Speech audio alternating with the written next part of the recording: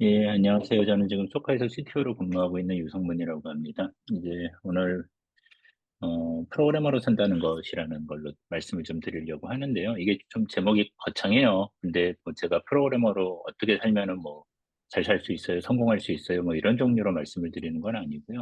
근데 저도 뭐 20년 넘게 소프트웨어 개발자로 지내오면서 제가 했었던 고민들에 대해서 좀 공유를 드리도록 하겠습니다.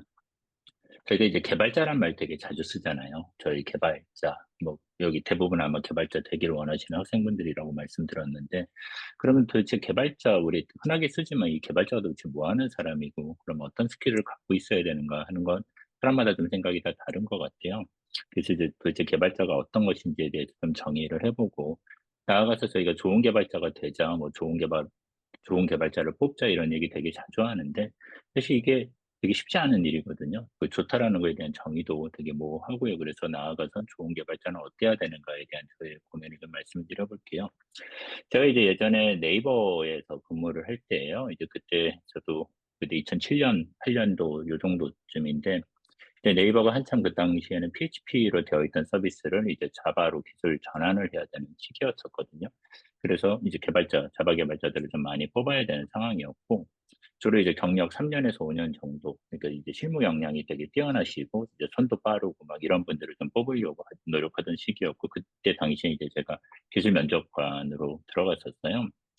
그러다 보면은 이제 저희가 뭐 처음에 면접 시작하면 아무래도 긴장되니까 이제 아이스 브레이킹 하는 시간도 좀 필요하고 그래서 이제 그때 제가 주로 썼던 방법 중에 하나가 요 스택이라는 자료 구조였거든요. 근데 뭐 스택을 뭐 설명해 보세요 아니면 만들어 보세요 뭐 이 정도의 요구는 아니었고 이제 스택이라는 자료 구조에 대해서 설명드리고 뭐 푸시로 넣고 팝으로 빼요 뭐 그런 거 말씀드린 다음에 자바를 뭐 3년에서 5년 정도 해오신 분들이니까 그러면은 그 스택이라는 클래스 시그니처만 좀 한번 작성해 보세요. 라는 걸 이제 요청을 드리죠. 근데 지금 이제 온라인 코딩 테스트가 있지만 그때만 해도 그게 없으니까 그냥 화이트보드에다가 이렇게 손코딩으로 해보시는 거예요.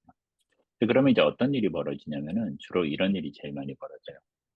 이게 이제 앞에 억세스 모디파이어 당연히 없고요. 그다음에 대문자 C로 쓰시는 거 좀 이상하죠. 거기다 이제 더 이상한 거는 갑자기 클래스 네임 뒤에다가 가로를 열고 닫아요. 그리고 이제 중간에다가 코드 하나도 못 쓰시고 이제 그냥 화이트보드만 계속 바라보고 몇 분을 서 계시는 거죠. 그러면 좀 마냥 기다릴 수는 없으니까 제가 뭘 좀 도와드릴까요? 어떻게 도와드리면 좋을까요? 라고 말씀을 드리면은 그분들이 어떤 대답을 제일 많이 하시냐면은 이런 대답을 많이 하세요. 최근에는 개발보단 관리를 많이 하다 보니까 그 문법을 까먹었다. 그래서 내가 지금 코드를 작성을 못하겠다 이런 얘기를 하시거든요.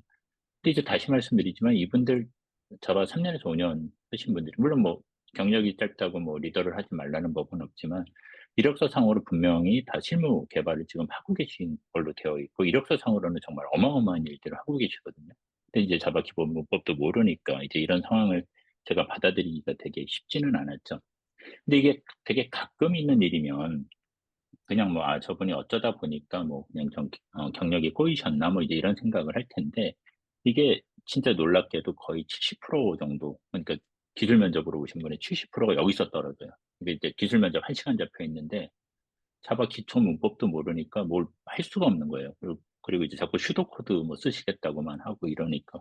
그럼 이제 이런 분들을 우리가 과연 개발자라고 부를 수 있을까? 아니면 놈자자의 놈을 따다가 다르게 불러야 되는 거 아니야? 이제 이런 고민을 좀 했던 시기였고요. 근데 이제 제가 이거를 원래는 네이버에서 발표하는 데뷔라는 행사에서 2012년도인가 13년도인가에 이제 발표를 했던 내용이에요. 거의 대부분 그 내용인데 지금으로부터 이제 딱 10년 전 얘기죠. 그래서 아, 그때 당시에는 뭐, 회사나 뭐, 개인이나 좋은 개발자가 어떻게 돼야 되는가에 대한 고민이 좀 부족했던 시기고, 앞으로는 이제 그런 것들이 좀 나아지니까, 시간이 좀 지나고 나면 나아지겠지. 그래서 지금 이제 훨씬 좋아지겠지라고 이제 기대를 했어요. 근데, 최근에 지금 소카에서 신입 개발자를 뽑고 있고, 그 다음에 이제 그 전에도 저희가 보통 한 일주일에 100명 정도의 이력서를 받고, 저희는 이제 서류 전형이 아예 없어서 전부 다 온라인 코딩 테스트로 보내거든요. 그럼 이제 온라인 코딩 테스트를 저희가 어떻게 진행을 하냐면 두 가지 문제를 풀어요. 프로그래머스에서 난이도 한 2, 3 정도, 조금 올릴 때는 한 3, 4 정도 것도 풀기는 하는데, 그 정도 문제를 갖다 이제 두 문제를 내죠. 그러면 배점이 100점 배점이니까 200점 만점이고, 그 중에 점수 100점, 그러니까, 두 문제 중에 한 문제만이라도 맞추면, 그러면 사람이 들어가서 그 코드를 보고 코드의 리더빌리티가 있는지, 뭐 좋은 코드를 작성하기 위해서 노력해온 흔적이 보이는지를 갖다가 이제 보고 이 1차 면접자를 보이거든요. 아마 여러분 한번 좀 잠깐 생각해 보세요. 거기에서 단 한 문제도 풀지 못하는 분들, 그러니까 빵점을 맞는 분들 비율이 얼마나 될 것 같아요? 간단히 말씀드리면 50% 넘어요. 그리고 저희가 아까 말씀드렸던 그냥 사람이 코드를 보기 위한 조건인 그 두 문제 중에 한 문제라도 맞히는 사람의 비율은 3%예요. 100명이 지원하면은 3명 정도만 그 정도 기준에 맞아요. 그러니까 사실은 예전에 고민했던 게 아직도 되게 유효하고, 저희가 좋은 개발자를 떠나서 그냥 개발자의 가장 기본적인 역량인 소프트웨어 코드를 작성하는 능력도 없는 사람들이 저희가 너무 많은 거죠. 그러면 도대체 이런 일이 너무 흔하니까 도대체 왜 이런 일이 계속 벌어지고 있을까에 대해서 제가 고민을 해봤던 내용을 좀 공유를 드리려고 해요.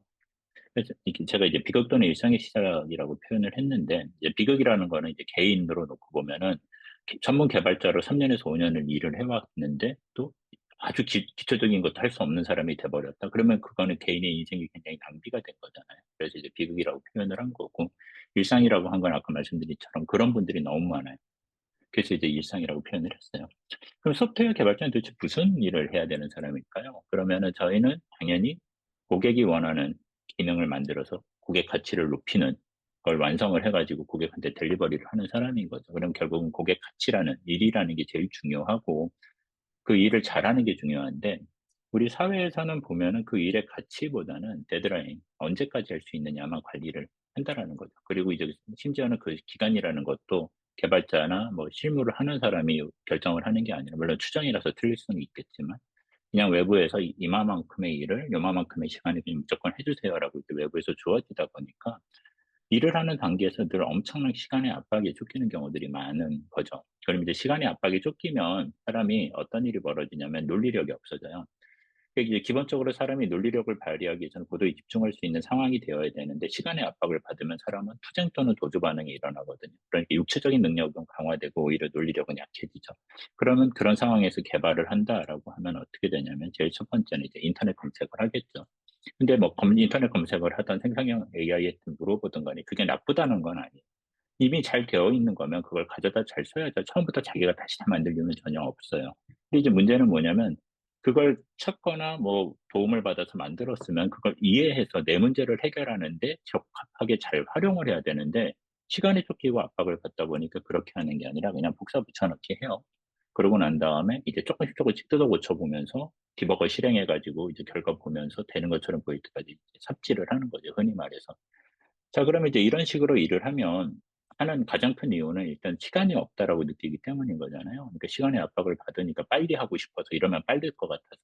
근데 이게 빠르지가 않아요. 그럴 수가 없는 이유가, 우선은 본인이 코드에 대해 이해도가 떨어지잖아요, 개발자가. 그리고 완료가 어떻게 되는지를 몰라요. 그냥 데드라인 되면 주는 거죠. 그러면 뭐 QA가 좀 대충 검토하고, 그러고 난 다음에 이제 고객한테 전달이 되니까 결국 대부분의 문제는 실제 고객이 발견을 해요. 그럼 고객이 문제를 발견을 하고 다시 역순으로 타고 와서 개발자한테 그 문제를 수정해 달라고 오면은, 개발자가 그 내용을 모르고 있는 상태니까 그때 가서 코드 들여다봐도 몰라요. 그러니까 다시 배워서 이해하고 문제 해결하기 위해서 굉장히 많은 시간을 쓰죠.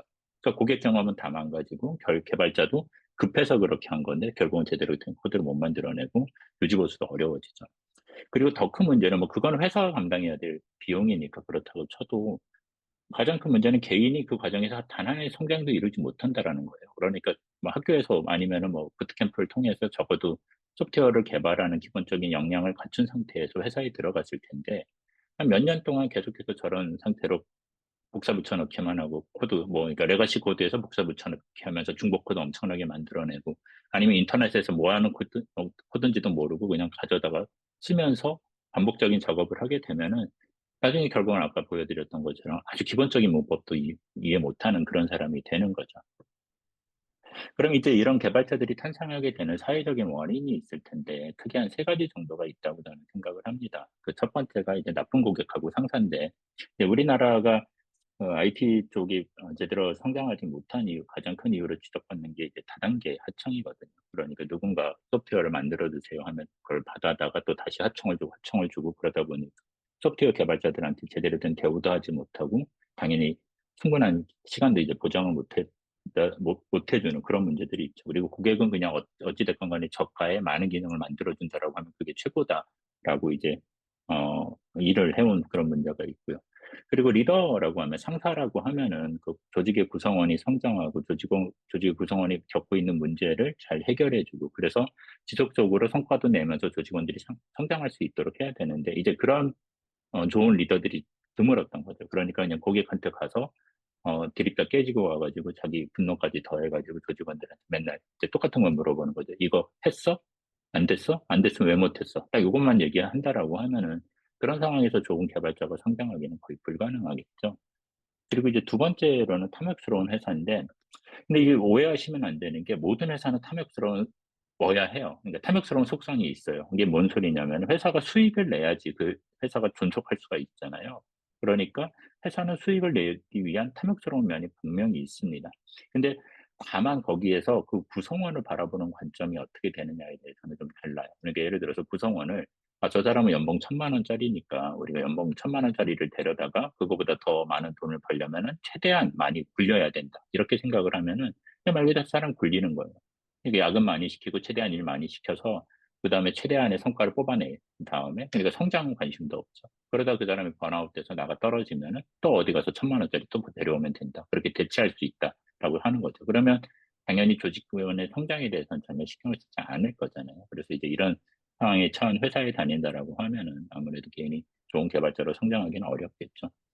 그리고 마지막으로는 이제 좀 의외인 부분일 텐데, 여러분들이 아마, 앞으로 경력을 쌓아가시면서 가장 힘들게 겪게 되실 문제기는 해요. 바로 비협조적인 동료인데, 이건 여러분들도 뭐 학교나 뭐 학교에서 뭐 텀 프로젝트 같은 거, 뭐 팀 프로젝트 해보면은 이제 팀을 이루어서 일을 하다 보면은 같이 뭐 의견이 안 맞거나 뭐 이상하게 삐딱하게 행동하는 사람들이 분명히 있잖아요.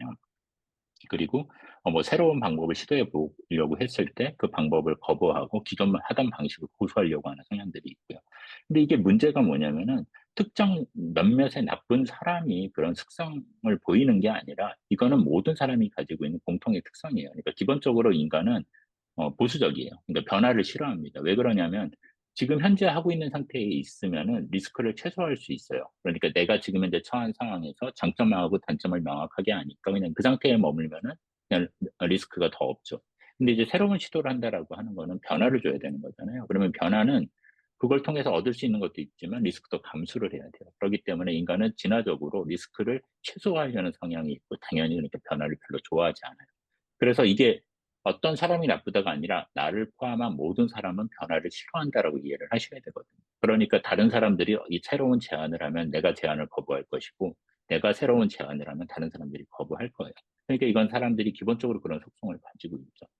근데 이거 한 가지만 겪어도 되게 어려울 텐데 문제는 이게 섞여서 일어나요, 보통. 그러니까 여러분들이 운이 좋아서 좋은 고객을 만난다고 하더라도 상사가 이상할 사람 확률이 꽤 높고요. 뭐 회사가 탐욕스러운 속성은 언제나 있다고 그랬고, 아까 전에 말씀드린 것처럼 비협조적인 동료의 속성은 그 모든 인간이 가진 거예요. 그러니까 심지어 본인도 그렇게 될 수가 있는 거니까. 그래서 결국은 살면서 요소들은 다 같이 겪게 되는데, 이것 때문에 좋은 개발자로 성장을 하지 못한다라고 하면은 맞는 말이기는 해요. 근데 이거는 우리가 통제할 수 없는 외부 요인이에요. 그러니까 뭔 얘기냐면은 나쁜 고객하고 상사를 우리가 어떻게 바꿀 수 있겠어요? 못 바꿉니다. 뭐 회사가 마음에 안 들면 다른 회사 옮기면 되겠지만, 근데 옮긴다고 한들 그 회사가 꼭 탐욕스러운 면이 전혀 없는 좋은 회사일 거냐? 그렇진 않아요. 그리고 비협조적인 동료는 사람의 속성이라고 했으니까 어디 가든 겪게 될 거거든요. 그래서 이것 때문에 성장 못한다라고 하면 성장할 방법이 없어요. 그러니까 결국은 뭐냐면 이거는 통제할 수 없는 영역이니까 인정하고 이런 상황 내에서도 내가 성장할 수 있는 방법을 찾을 수 있어야지만 계속해서 지속적으로 좋은 개발자로 성장해 나갈 수 있습니다. 좀 제가 우울한 얘기를 했는데 그냥 소주 한잔 하시고 잊어버리시고요. 이제부터는 이제 어떻게 하면 이 문제를 극복해낼 수 있는지에 대해서 좀 말씀을 드리려고 해요. 그러려면 우리가 소프트웨어를 만드는다라는 거, 그 만드는 방법이 무엇인지에 대해서 좀 서로, 컨센서스가 있어야 될 거예요. 그래서 기존에 이제 전통적인 소프트웨어를 만드는 방법에 대해서 그냥 일반적인 방법이 이런 거였어요. 그러니까 말 그대로 공장처럼 우리가 프로세스를 잘 정리해 놓고 나면은 동일한 능력에 똑같은 결과값을 만들어낼 수 있는 그런 방법을 쓸 수 있다. 그러니까 예전에 제조업에 쓰던 많은 이제 프랙티스들을 갖다가 소프트웨어 개발 쪽에 이제 가져오다 보니까 이제 이런 것들이 됐는데, 이게 잘못된 거냐고는 사실 그렇지는 않아요.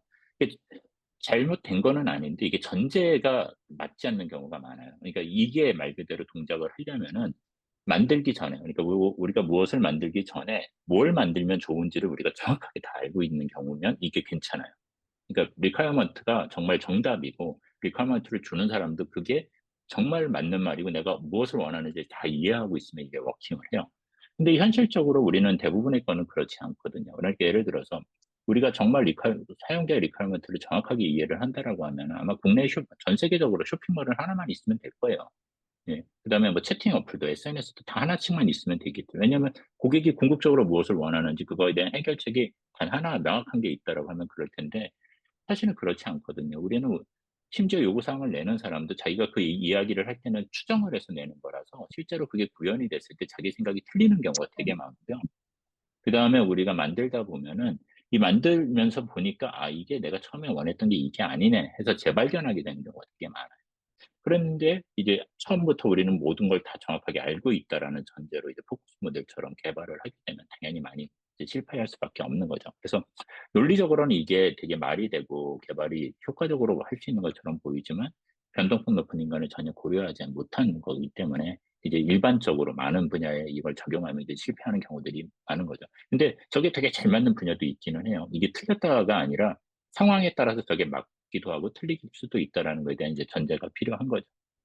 그래서 그거에 대한 이제 반대급부로 나온 게, 이게 소프트웨어를 만드는 게 경험을 통해서 우리가 계속 만들어 보면서 사용해 보고 그거에 대한 피드백을 받으면서 만들어야지 더 좋다라고 이제 하는 방법이 이제 나왔어요. 이게 예를 들어 소프트웨어 만드는 거를 갖다가 그냥 집에서 김치찌개 끓이는 거랑 비슷하게 생각해 보시면 돼요. 그냥 냉장고를 열어 보면은 뭐 김치 플러스 뭐 운이 좋으면 두부도 있을 거고 돼지고기도 있을 거고, 없으면 그런 거 없이도 끓여야 되는 걸 거고. 그리고 끓이는 과정에서 계속해서 간을 보면서 이게 내 입맛에 맞는지 확인을 하고 다 내 입맛에 맞으면 이제 완료가 되는 거죠. 그러니까 계속해서 점진적으로 구현을 하면서 만들어 가야지 더 정확하다라는 거죠. 그래서 이제 이게 대표적인 게 애자일 개발 방법인데, 사실 되게 오래됐어요. 거의 1960년대부터 이제 나온 얘기인데, 그냥 이런 거예요. 개발을 할 때 계획을 세우고 짧은 주기를 디자인하고 디벨롭하고 테스트하고 디플로이하고 그다음에 다시 리뷰하고, 요 주기를 갖다 되게 짧게 돌다가 런치까지 하자. 그래서 사용자가 뭘 원하는지를 잘 알면 런치하자인데, 요즘에는 이제 플랜에서 런치까지를 갖다 이 스코프 내에다 넣어가지고 아예 하는 경우들도 되게 많아요. 근데 뭐 그건 적용 방법에 따라서 그냥 다른 거니까. 그럼 이거는 변동 요소를 적극적으로 수용을 할 수가 있어요. 그러니까 예전에는 이제 퍼포스 모델을 이용을 한다라고 하면은 중간 단계에서 변화가 생긴다라는 건 프로젝트에 굉장히 리스크가 큰 거예요. 그러니까 변화를 최소화하기 위해서 되게 노력을 했는데, 에자일 쪽에서는 변화는 우리가 필수적으로 필요한 거고 이거를 거부할 이유가 없다. 그걸 오히려 적극적으로 수용을 하는 게 더 좋은 소프트웨어, 고객이 원하는 소프트웨어를 만들 확률이 높다라고 이제 했죠. 그래서 이것도 되게 보면은 말이 되죠. 논리적으로 보이는데 이걸 또 악용한 사람들도 되게 많아요. 그래서 결국은 에자일이 굉장히 크게 도입됐다가 엄청나게 실패를 많이 하기도 했거든요. 그래서 그 얘기도 좀 드릴 텐데요. 에자일 매니페스토 아마 많이 보셔서 디테일하게 설명은 드리지 않을 텐데, 그냥 핵심만 말씀드리면은 뭐 공정하고 도구 뭐 그런 거보다는 결국은 개인하고 그들하고 간의 협업이 잘 이루어져야 된다. 그래서 협업 잘할 수 있는 방법 찾아야 된다라는 게 이제 핵심이었고요. 그리고 문서는 결국은 그 소프트웨어를 만드는데 필요한 도구일 뿐이지 문서 자체가 핵심은 아니니까, 동작하는 소프트웨어를 잘 만들어내고 그거를 프로젝트 초기부터 잘 만들어내는 게 오히려 더 중요하다. 이제 이런 쪽으로 됐죠. 그리고 이제 고객하고 협업 잘하고 그다음에 변경에 이제 적극적으로 대응을 하는 게 우리가 고객이 원하는 소프트웨어를 만들 확률이 높다. 이제 이런 식으로 된 거예요.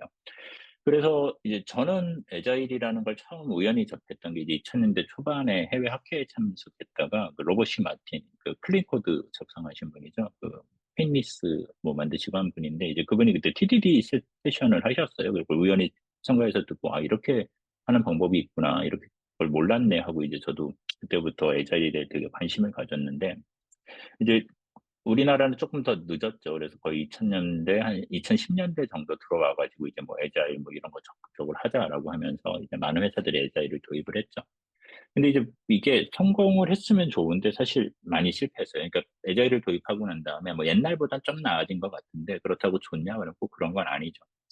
왜 그렇게 됐는지에 대해서 좀 말씀을 드리려고 해요. 이게 이제 에자일의 그 개발 방법론 중에 좀 익스트림 프로그래밍이라고 대표적인 프랙티스가 있는데 이걸 좀 소개를 드리려고 하는데 여기 보면은 크게 세 가지 레이어로 구현이 되어 있어요. 그래서 가운데 있는 게 이제 코어고 뭐 그런 거죠. 근데 가운데를 살펴보면 일단 TDD가 나오고 이제 TDD는 개발자가 자신이 의도하는 대로 코드를 작성하기 위한 프랙티스예요. 그래서 먼저 내가 지금 현재 구현할 기능에 대해서 명세를 먼저 명확하게 만들어 놓고 테스트 형태로 실행 가능한 테스트로 만들죠. 그리고 그 명세를 통과시킬 만큼의 프로덕션 코드를 만들고 그러면은 당연히 이 프로덕션 코드는 테스트 커버리지를 갖고 있으니까 리팩터링을 할 때 외부에 드러나는 속성이 바뀌는지 바뀌지 않는지를 쉽게 확인할 수가 있어요. 그러면서 점진적으로 되게 빠르게 그다음에 효과적으로 늘 테스트 커버리지를 갖고 있어서 언제나 깔끔한 코드를 갖다 만들어낼 수 있는 되게 좋은 방법이거든요. 집중도 할 수 있고. 그래서 이제 요거를 해야 되고 리팩터링인데 리팩터링이 대표적으로 개발자들 사이에서 잘못 쓰이는 용어거든요. 이게 여기 아마 학생분들 많으시니까 말씀드리면은 여러분들이 어떤 회사를 이제 취업을 했는데 만약에 그 회사에서 우리 코드 베이스의 퀄리티가 너무 떨어져서 우리 한 3개월 동안 리팩터링만 해야 됩니다. 이런 소리 나오면은 빨리 의사결정해야 돼요. 도망가거나 아니면 남아서 영웅이 되거나.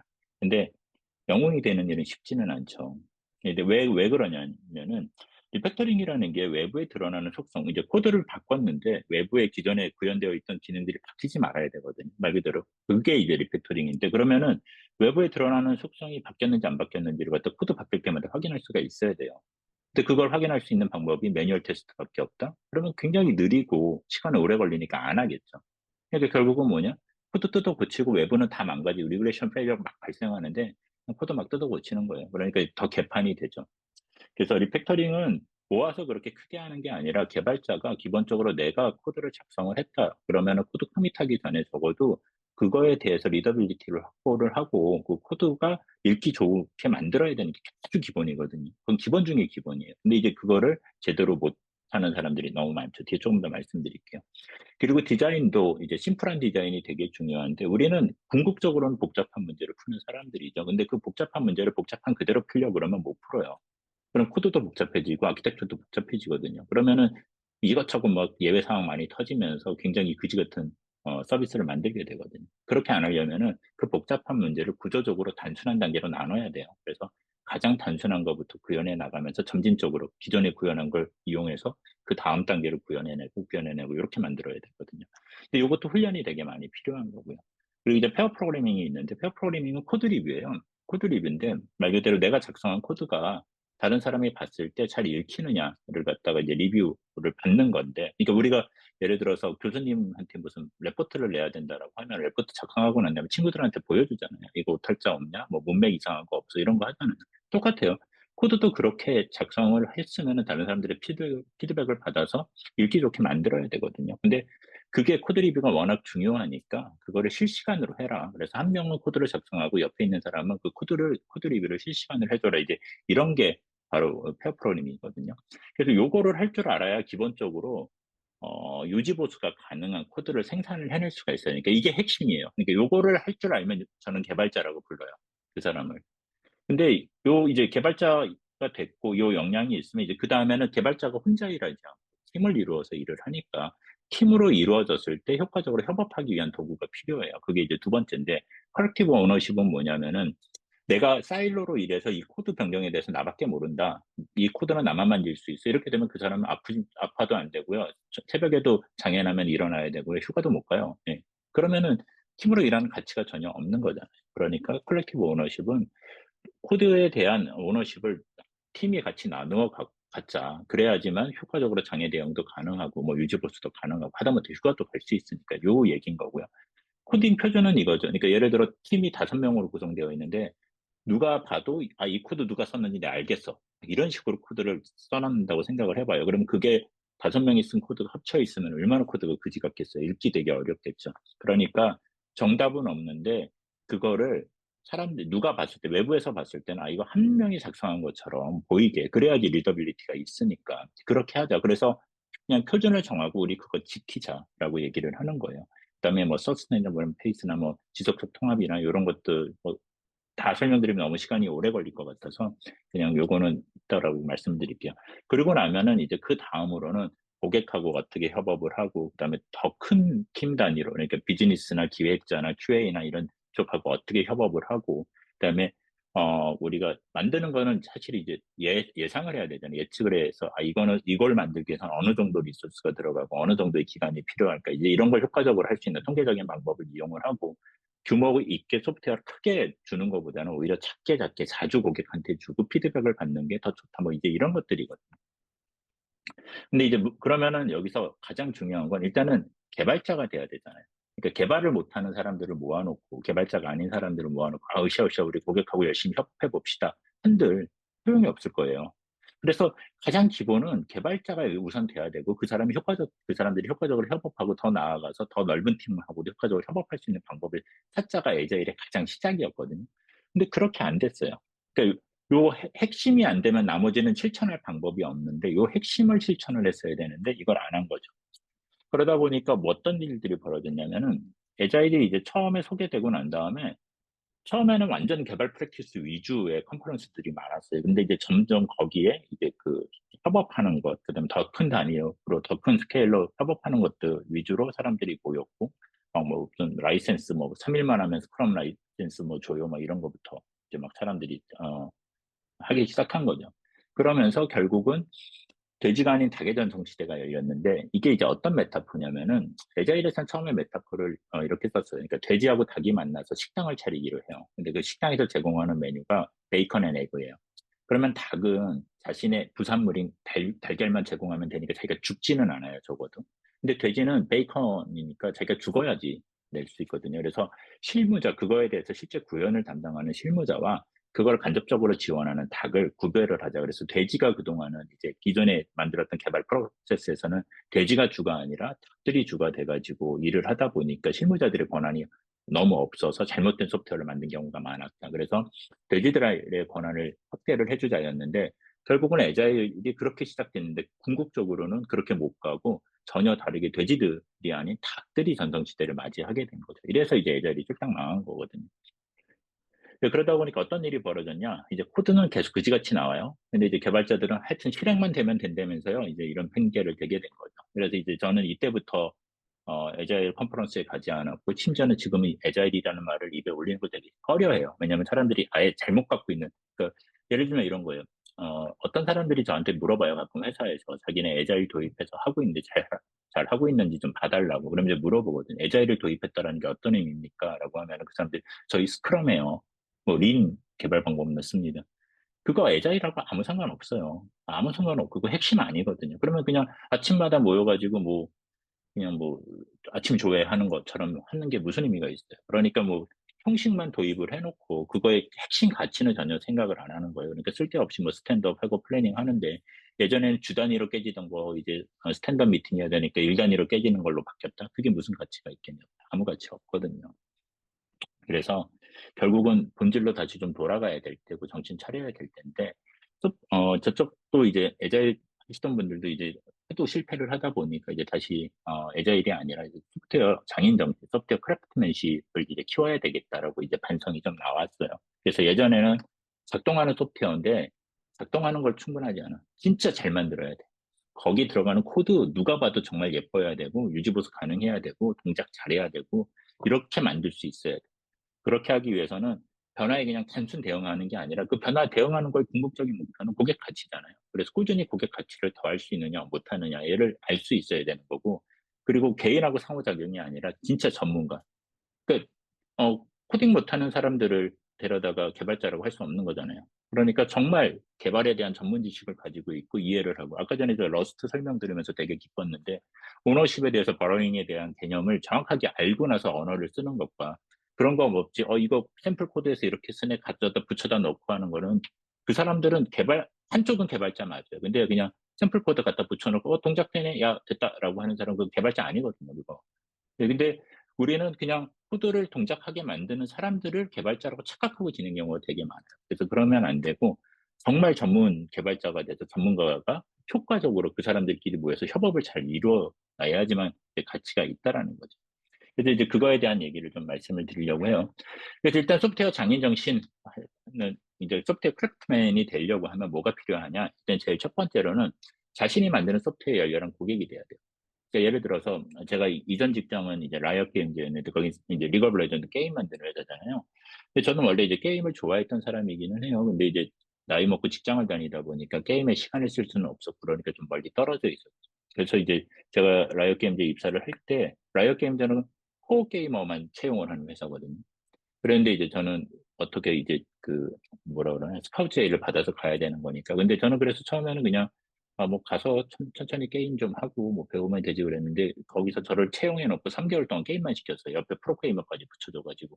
그러니까 네가 코어 게이머가 아닌데 어떻게 고객의 그 입장을 이해를 할 수 있겠느냐. 예를 들어서 제가 나는 게임이 사회 악이라고 생각을 해. 그런 사람이야. 근데 난 게임 회사에서 그냥 어차피 뭐 월급 받는 거니까 다닐 거야. 그러면 내가 좋은 걸 만들어낼 수가 없잖아요. 그래서 마찬가지예요. 여러분들도 개발자가 되시겠다라고 하면은 본인이 하는 일에 대해서 적어도 정말 열렬한 팬이 되거나 아니면 열렬한 팬이 되기 위해서 노력이라도 해야 돼요. 예를 들어서 지금 소카 서비스 공유 촬영을 하고 있잖아요. 저는 원래 라이엇 게임즈 다닐 때는 당연히 자가용을 가지고 있었어요. 근데 이제 공유 촬영 서비스를 오면서 저는 자가용 타고 다니면서 남들한테는 공유 촬영 이용하세요. 말이 안 되는 거잖아요. 어떻게 쓰는지도 모르니까. 그래서 저는 차 다 처분하고 지금 곧 소카만 쓰고 있거든요. 그러니까 여러분들도 본인이 직접 그 고객이 될 수 없는 서비스를 본인이 잘 만들 거라고 절대 생각하면 안 돼요. 그러니까 적어도 그 서비스를 매일같이 쓰고 매일같이 열심히 그 고객 입장에서 바라볼 수 있어요. 좋은 소프트웨어를 만들 수 있어요. 이게 필수적인 거고요. 예, 그리고 이제, 뭐, 책임감 전문성 뭐 여러 가지 있는데 저는 여기서 실용주의를 꼭 말씀드리고 싶어요. 뒤에서도 말씀을 좀 다시 드리긴 할 텐데, 우린 소프트웨어를 만들어내는 게, 정답이 없어요. 그러니까 예를 들어서 10만 원짜리, 웹사이트를 만들어야 될 수도 있고요. 똑같은 기능인데 수십억짜리를 만들어야 될 수도 있어요. 예를 들어 그냥 로그인이라고 해보죠. 로그인 아이디 패스워드 넣고 로그인하는데 뭐 얼마나 간단해요. 그냥 친구 한두 명 써요. 그러면은 그냥 그때 만드는 로그인이라는 건 정말 간단하게 만들 수 있겠죠. 근데 네이버에서 로그인 만든다고 생각해봐요. 그러면 거기는 단순하게 아이디 패스워드 검증해서 패스를 시킬 거냐 말 거냐가 되는 게 아니에요. 외부에서 뭐 그걸 부정으로 사용하려고 하는 사람들에 대해서도 고민해야 되죠. 그다음에 트래픽량이 엄청 높기 때문에 그 트래픽을 어떻게 효과적으로 대응할 수 있느냐에 대한 고민도 해야 돼요. 사용자 입장에서 바라볼 땐 기능이 똑같지만 우리가 실제적으로 그걸 구현하는 데에서는 완전 달라요. 그다음에 또 다른 한면에서는 실용적이라는 게 우리는 소프트웨어를 만드는 정답이 없어요. 왜냐면은 조직의 역량에 따라서 쓸 수 있는 방법들이 되게 달라요. 그래서 소프트웨어를 만드는 여러 가지 베스트 프랙티스들이 있는데 그걸 한꺼번에 다 가져다가 그 조직에다가 하라고 한다고 해서 좋은 소프트웨어를 만들지 못하거든요. 현재 조직 상황에 맞춰서 우리가 쓸 수 있는 가장 좋은 단계부터 가져다가 조금씩 조금씩 쓰면서 역량을 올려가면서 확대를 해 나가야지만 의미가 있는데 그런 거 전혀 모르고 그냥 뭐 소위 말해서 책으로만 배우고 와가지고 뭐 애자일은 이거고요. 뭐 그렇게 하기 위해선 이거 하면 됩니다. 조직 현황도 모르면서 그런 얘기하면 그거 완전 다 사기꾼들이거든요. 그러니까 매우 실용적인 것을 할 수 있어요. 그걸 실천을 해내고 현황에 맞춰서 제약 조건에 맞는 해법을 찾을 수 있는 사람들이어야 합니다. 근데 이제 저희가 어찌됐건 간에 기존에 하던 것보다는 더 좋은 방법을 이제 써야 되니까 그러면은 그 기존에 하던 방법들에 대해서 이제 새로운 시도를 하자라고 얘기를 해야 되는데 이제 제가 네이버에 있을 때 그때 당시에 이제 뭐 소위 말해서 애자일 그 개발 프랙티스들이 있죠. 뭐 TDD부터 시작해서 뭐 컨티뉴스 인티그레이션 이제 이런 거 도입하는 역할을 했었는데 그때 당시에 보면 사람들이 그거를 안 하는 이유가 뭐 여러 가지가 있었어요. 근데 뭐 사람들이 단지 무식해서 안 하는 게 아니라 사람들이 너무 바쁜 경우가 많아요. 뭐냐면 비효율적으로 일하는데 바빠요. 그러니까 말 그대로 버그를 맨날 만들어내니까 그 버그 수정하고 장애 대응하느라고 바쁜 거예요. 그걸 하느라서 그걸 예방할 수 있는 활동을 안 하는 거죠. 그래서 잘못된 걸 갖다 극도의 고도함과 성실함으로 극한까지 몰아가는 경우들이 되게 많아요. 그런 사람들이 말 그대로 바쁘니까 이런 네모 바퀴를 끌고 다니면서 동그란 바퀴 안 쓰려고 하는 경우들이 되게 많죠. 그래서 저는 이제 여러분들한테 소프트웨어 개발자라고 하면은 가장 기본적으로 두 가지를 지켜야 되는데, 소프트웨어를 만들려면 제일 첫 번째는 이제 높은 품질의 코드는 만들어내는 게 가장 기본이고요. 그 다음에 이제 짧은 사이클 타임인데, 그건 뭐냐면은 우리가 되게 멋진 아이디어가 있어요. 그럼 이제 그걸 소프트웨어로 구현을 해서 고객한테 델리버리를 할 때까지 걸리는 시간이 이제 사이클 타임이거든요. 근데 이 사이클 타임이 길면은 당연히 고객 피드백을 받는 시간이 늦고 제품을 출시하는 기간이 늦어지니까 회사가 성장하기 되게 어렵겠죠. 그래서 이 사이클 타임을 얼마나 효과적으로 줄일 수 있느냐가 좋은 소프트웨어를 만드는데 되게 중요한 거고 여러분들이 이제 좋은 개발자로 성장해 나가면서 계속해서 고민을 하셔야 될 부분인 것들이에요. 근데 이제 좋은 품질의 코드랑 그다음에 이제 사이클 타임 얘기하면은 사람들이 착각하는 게 있는 거고, 잠깐 어차피 품질 코드 작성하는 거 개발자가 하는 거. 사이클 타임 어차피 개발자가 좀 더 빨리 만들면 되겠네 하니까 개발자가 그냥 하면 된다라고 착각하는 경우가 있는데, 절대 아닙니다. 이건 혼자서 할 수 있는 게 아니고요. 물론 우리 개발자들이 열심히 해야 되는 부분도 있지만 그 외적으로 조직이 해야 되는 부분들도 많아요. 그래서 이제 그 좋은 소프트웨어 만들기 위해서 우리가, 그리고 사이클 타임을 줄이기 위해서 관리해야 되는 것 중에 여러 가지가 있는데, 낭비를 줄이는 게 되게 중요하거든요. 이게 제일 큰 게 이제 디펙, 소프트웨어 개발할 때 이제 디펙, 이런 버그죠, 버그. 소위 말해서. 그럼 이 버그를 어떻게 하면 줄일 수 있느냐, 그 다음에 버그를 생산하지 않을 수 있느냐를 관리를 해야지만 사이클 타임도 줄일 수 있고, 당연히 좋은 품질이니까 이제 디펙을 만들 수도 있는데요. 근데 이제 디펙에 대한 건 많은 분들이 다 알아요. 근데 이제 그 외적인 것들이 사실 영향이 큰 것들이 되게 많은데 그걸 너무 모르는 경우가 많아요. 이게 대표적인 게 엑스트라 피처인데, 사람들은 기능이 많으면 좋을 거라고 생각을 해요. 심지어 만들어주는 개발자들도 기능이 되게 많으면 되게 좋을 거라고 생각을 하는데, 사실 기능 많아봐야 안 쓰는 것들이 진짜 많거든요. 네, 그래서 우리가 생각을 해야 되는 거에, 핵심은 가장 중요한 거를 잘 만들고, 그 다음에 그거 기반으로 사용자 피드백 받고, 그 다음에 중요한 거 잘 만들고, 이런 식으로 만들어야 되거든요. 근데 쓸데없이 만들어 놓고 안 쓰는데 그거 만드느라고 엄청난 리소스를 쓰는 경우들이 많죠. 그냥 단적으로 생각을 해볼게요. 여러분들이 이제 어떤 특정 클래스의 메소드 하나가 추가를 해야 되는 경우들 이제 해보셨을 거잖아요. 그러면은 어때요? 메소드 추가하는 동안 막 아이디어가 샘솟죠. 그래서 이런 메소드도 있으면 좋겠네. 저런 메소드도 있으면 좋겠네. 그리고 메소드를 추가해서 만들잖아요. 근데 그 추가를 했으면 나중에 그 메소드가 쓰이면 되는데, 그건 이제 필요해서 만든 게 아니라 필요할 거라는 추정을 기반으로 만든 거니까 나중에 꼭 다 쓰이냐 그러면 안 쓰여요. 사실은 대부분이 안 쓰일 거예요. 그럼 어떻게 해야 돼요? 그 코드 지워야 되거든요. 데드 코드잖아요. 그러니까 그 코드 지워야 되는데 개발자들은 코드를 안 지우죠. 어떻게 해요? 그냥 둬요. 뭐 상관도 없는데 뭐 어차피 뭐 장애하는 것도 아니고. 아까우니까 두죠. 나중에 쓰일 것 같고. 근데 그게 뭐 별거 아닐 것 같은데 조직에 엄청난, 그 손실을 가져와요. 이게 어떤 거냐면 이런 거예요. 다른 개발자는 그게 데드 코드인지 아닌지 몰라요. 그러니까 와서 코드를 읽어요. 한참 읽고 난 다음에 데드 코드인 것 같은데, 이거 지우기 찜찜하잖아요. 이거 누가 이유 있어서 만들어 놓은 거. 그러니까 못 지워요. 그럼 이제 다음 희생자가 나타나죠. 그래서 또 그 코드를 또 읽어요. 인생을 또 낭비를 하는 거지. 그래서 제가 이제 농담 삼아 하는 얘기인데, 이거 진담이기도 해요. 여러분들이 다니고 있는 회사가 너무 마음에 안 들어요. 이 회사 망했으면 좋겠어, 진짜. 그러면은 합법적으로 쓸 수 있는 두 가지 방법이 있는데요. 하나는 데드 코드 많이 만드는 거고요. 두 번째는 중복 코드 많이 만드는 거예요. 그러면은 회사의 자원이 엄청나게 낭비가 되면서 빨리 망해요. 근데 그거랑 똑같아요. 엑스트라 피처도 그래요. 그냥 쓸데없이 있으면 좋을 것 같아서 많이 만드는 것들 좋을 것 같죠. 전혀 좋지 않아요. 회사에 엄청난 자원을 낭비하거든요.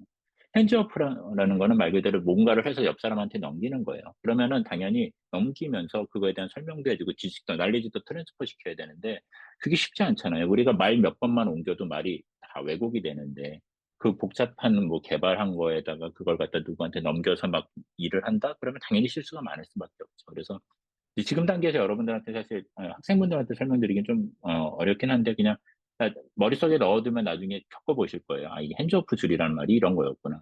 뭐 딜레이는 이런 거죠. 한 명이 딜레이가 되면 그거에 디펜던시가 있는 사람들은 그것 때문에 다 같이 딜레이가 되잖아요. 그래서 어떻게 딜레이를 줄일 수 있느냐. 그러니까 개별적으로 오버 프로덕션을 하도록 만들어 놓게 되면은 결국은 어디 한 군데에서는 몰려가지고 오히려 전체 공정은 다 느려지는 경우들이 되게 많거든요. 이제 그런 거고. 그다음에 소프트웨어 개발할 때 최악이 뭐냐면 파셜리 던 워크, 그러니까 부분적으로 끝난 거예요. 그러니까 저는 개인적으로 어떻게 설명하냐면 이거예요. 소프트웨어 개발에서 제일 나쁜 게 99%예요. 99% 됐어요. 이게 제일 나쁘거든요. 결국은 99% 리소스는 썼는데 아직 고객한테 주지 못하니까 낭비만 했고 만들어낸 가치는 하나 없어요. 차라리 제로가 낫거든요.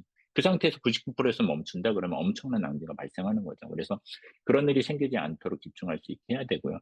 그냥 타스크 스위칭 하게 되면은 여러분들 뭐 소프트웨어 OS 뭐 기본적으로 다 알 테니까 타스크 스위칭 비용이 되게 비싸요. 그래서 그게 스위칭이 자주 안 되도록 하는 게 되게 중요하거든요.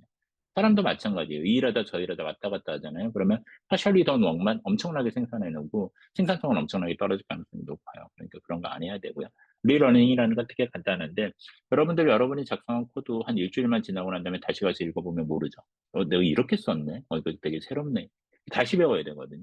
사람이 그렇게 기억력이 좋지 않아요. 그러다 보니까 어떤 일을 갖다가 한 시간이 지나서 다시 들여다보게 되면은 당연히 그거를 다시 배우는데 시간이 걸려요. 그래서 그런 과정들을 줄이는 게 되게 중요합니다. 그래야지 어, 뭐 어, 여러분들이 또 효과적으로 소프트웨어를 만드는 데 도움이 되고요. 그러면 이제 코드 품질 왜 높아야 되냐 하면은 그냥 간단하게 설명드리면 코드 품질이 높아야지 생산성이 올라가요. 그러니까 기능이 코드 품질이 낮잖아요. 그럼 기능 하나 만드는데 시간이 엄청 오래 걸려요. 근데 코드 품질이 높으면 기능들이 만드는데 뭐 추가적인 시간들을 훨씬 줄일 수가 있거든요. 여러분들이 대부분의 경우에는 처음에 이제 프로젝트를 시작하면 규모가 작으니까 그때는 코드 품질이 낮아도 규모 자체가 컴플렉시티가 낮으니까 기능을 추가하는데 시간이 그렇게 많이 안 걸려요. 그러니까 사람들이 처음에 코드 품질에 대해 별로 신경을 안 쓰죠. 그냥 어차피 기능 팍팍 늘어나는데 뭐 신나는데 뭐 결과가 잘 만들어지는데 이러면서 막 간다고요. 그런데 조금만 지나면 컴플렉시티가 너무 커지니까 코드 품질이 낮으면 이제는 뭐 하나 건드리면 여기 터지고 저기 터지니까 기능 추가하기 엄청 어렵거든요. 그게 이제 정말 전문가와 그냥 개발 지식만 가지고 있는 비전문가의 차이를 만들어내는 거예요. 그래서 코드 품질이 되게 중요하고요. 그럼 코드 품질을 높이고 제대로 일을 할 수 있는 개발자는 핵심적으로 두 가지 역량이 있어야 되는데 아까도 반복적으로 말씀드렸지만 깔끔한 코드, 그러니까 사람이 읽고 이해할 수 있는 코드를 만들어야 돼요. 이제 학교에서 과제를 했다고 하면 한 번 제출하고 다시는 쓰일 일이 별로 없죠. 근데 회사에서는 여러분들 코드 한 번 만들잖아요. 그 10년 넘게 쓰이는 경우도 되게 비일비재해요. 그 10년 동안 얼마나 무수히 많은 다른 사람들이 와서 내 코드를 읽겠어요. 근데 그 사람들이 읽고 쉽게 이해해야 실수도 안 할 거고 원하는 대로 유지보수하고 고칠 수도 있을 텐데 내가 그지같이 써놓으면은 올 때마다 사람들 헷갈려서 실수할 거고 고치기 되게 어려우니까 뭔가 장애낼 거고 그러니까 당연히 비용도 올라갈 거라고. 그래서 깔끔한 코드를 작성하는 거 되게 중요한데 그냥 아주 단순하면 이런 거예요. 템프1, 템프2, 뭐 S 뭐 이런 거, 뭐 XXYY 이런 거 안 쓰는 거거든요. 근데 여러분들 쓰죠? 예, 저도 가끔 써요. 쓰는데, 그거를 이제 적어도 내가 지금 좋은 아이디어가 없으니까 쓸 수는 있는데, 그러면 내가 코드를 커밋하기 전에는 고쳐야 되거든요. 좋은 코드를 고쳐야 되는데, 사람들이 그냥 습관적으로 써요. 그래 놓고 이제 물어보죠. 아, 왜 이렇게 변수 이름이나 메소드 네임이나 이런 것들 하다못해 유지보수성 떨어지게 작성했어요. 그러면 사람들이 뭐라고 얘기하냐면, 아, 내가 시간이 없어서 그랬다 그래요. 시간이 없어서 그렇고, 나 시간만 많이 있으면 충분히 잘 쓴다라고 얘기를 해요. 근데 이게 뭐랑 똑같은 말이냐면, 우리 한국말 되게 잘하잖아요. 글도 잘 쓸 수 있고. 내가 시간이 없어서 내가 시나 소설을 못 쓰는 거지. 시간만 많이 주어지면 시, 소설 잘 쓸 수 있어요. 얘기하는 거랑 똑같은 논리거든요. 엄청나게 노력해야 돼요. 여러분들이 코드 작성할 때마다, 아, 이거 이렇게 하면은 더 좋겠네? 이거 이렇게 하면 더 좋아질까? 어떻게 하면 사람들이 안 헷갈리고 잘 이해할 수 있을까? 이거 고민을 매번 하면서 코드를 써야지 그 실력이 올라가는 건데, 시간만 주어지면 당연히 할 수 있는 거예요라고 생각하면 절대 못 합니다. 예, 그래서 저희는 사람 뽑을 때 기능이 동작하는 거는 뭐 당연한 거고요. 그건 개발자가 해야 되는 거니까. 근데 유지보수성 신경 안 쓰고 코드 쓰는 사람 절대 채용 안 해요. 왜냐면 그 사람 한 명이 와가지고 피처를 생산을 해내서 조직에 기여하는 것보다 코드 베이스를 망가뜨려서 조직을 자원을 낭비시키는 게 훨씬 커요. 그 코드 빨리 쓰는 거 되게 쉽거든요. 그지 같은 코드 계속 코드 베이스에다 추가한다고 생각해봐요. 그러면 코드 퀄리티는 엄청나게 낮아져요. 낮아지기는 쉽고 높이긴 되게 어렵거든요. 그러니까 오히려 그런 사람 안 뽑는 게 유리한 거죠. 전체적으로 보면. 그리고 이제 적절한 논리력이 있는데 이게 논리력 되게 좋은 거니까 높으면 좋을 거다라고 생각을 하실 거예요. 근데 저는 적절한 게 필요하다고 얘기를 했는데 이게 저희가 하는 일의 특징 때문에 그래요. 저희는 엔지니어잖아요. 사이언티스트가 아니에요. 사이언티스트는 돈이 아무리 많이 들어도 진리, 정답 하나를 찾아야 되는 사람들이거든요. 근데 우리는 엔지니어이기 때문에 아까 말씀드렸던 것처럼 로그인을 만들 때 우리 그러면 사용자가 얼마나 돼? 뭐 친구하고 한 둘이 쓸 거예요. 그러면 우리가 쓸 수 있는 방법이 있고 동시 접속자 수십만 명 걸 해결해야 돼요. 그러면 우리가 써야 되는 전혀 다른 방법이 있어요. 근데 한 두 명만 쓰는 서비스인데 그걸 갖다 수십만 명이 동시 접속할 수 있게 만들어 놨다? 그건 잘한 걸까요? 못한 걸까요? 못한 거예요. 오버 엔지니어링 한 거거든요. 그 회사가 망해요. 그걸 감당할 돈이 어디 있겠어요. 그래서 벤처에서 되게 좋은 개발자라고 와서 오버 엔지니어링 하는 사람들 들어오잖아요. 스타트업들 금방 망해요. 그러니까 스타트업이 버틸 수 있는 수준으로 지금 필요한 만큼씩 하면서 성장을 하고 성과를 받아서 다시 필요한 만큼 키우고 그래야 되는데, 우리는 스타트업인데 우리는 뭐 구글처럼 일할 거야. 뭐 우리는 뭐 구글처럼 원대한 꿈이 있어. 이러면서 막 트래픽 엄청나게 받을 수 있게 아키텍처 만들고 그거 만드느라고 시간 다 쓰고 고객한테 기능 하나도 못 주고 이거 엄청 안 좋은 거거든요. 그래서 오버 엔지니어링 하는 것도 습관인데 이게 되게 나쁜 습관이에요. 그래서 언제나 내가 지금 문제를 푸는데 적절한 수준으로 풀 수 있는 게 연습이 필요해요. 근데 한 가지 위험한 게 뭐냐면은 오버 엔지니어링 하는 엔지니어를 사람들이 좋은 개발자로 착각하는 경우가 되게 많아요. 새로운 기술, 뭐, 그다음에 엄청난 큰 규모 막 이런 것들을 갖다 계속 떠드니까 저 사람 뭔가 뛰어난 게 있어서 그런가 보다인데 그거 병입니다. 절대 못 고치고요. 되게 조심해야 되고 여러분들은 그 병에 안 걸리시도록 주의를 하셔야 돼요. 그러면 내가 깔끔한 코드를 작성하려면 뭐가 필요하냐? 그러면 두 가지 관점에서 이게 완료됐다. 가 무엇인지 대한 정의를 할 수가 있어요. 그러면 제일 첫 번째는 고객 관점에서 필요하겠죠. 우리가 만드는 건 결국은 고객이 쓰는 소프트웨어를 만드는 거니까. 그럼 고객 관점에서 내가 무엇을 만들고 동작을 시키면은 완료가 됐다라는 걸 사전에 알면은 딱 그만큼만 하면 되잖아요. 추정 기반으로 이걸 해야 되나, 내가 완료를 했나 못했나, 이거 걱정할 필요가 없죠. 그러니까 깔끔한 코드가 나올 확률이 높고요.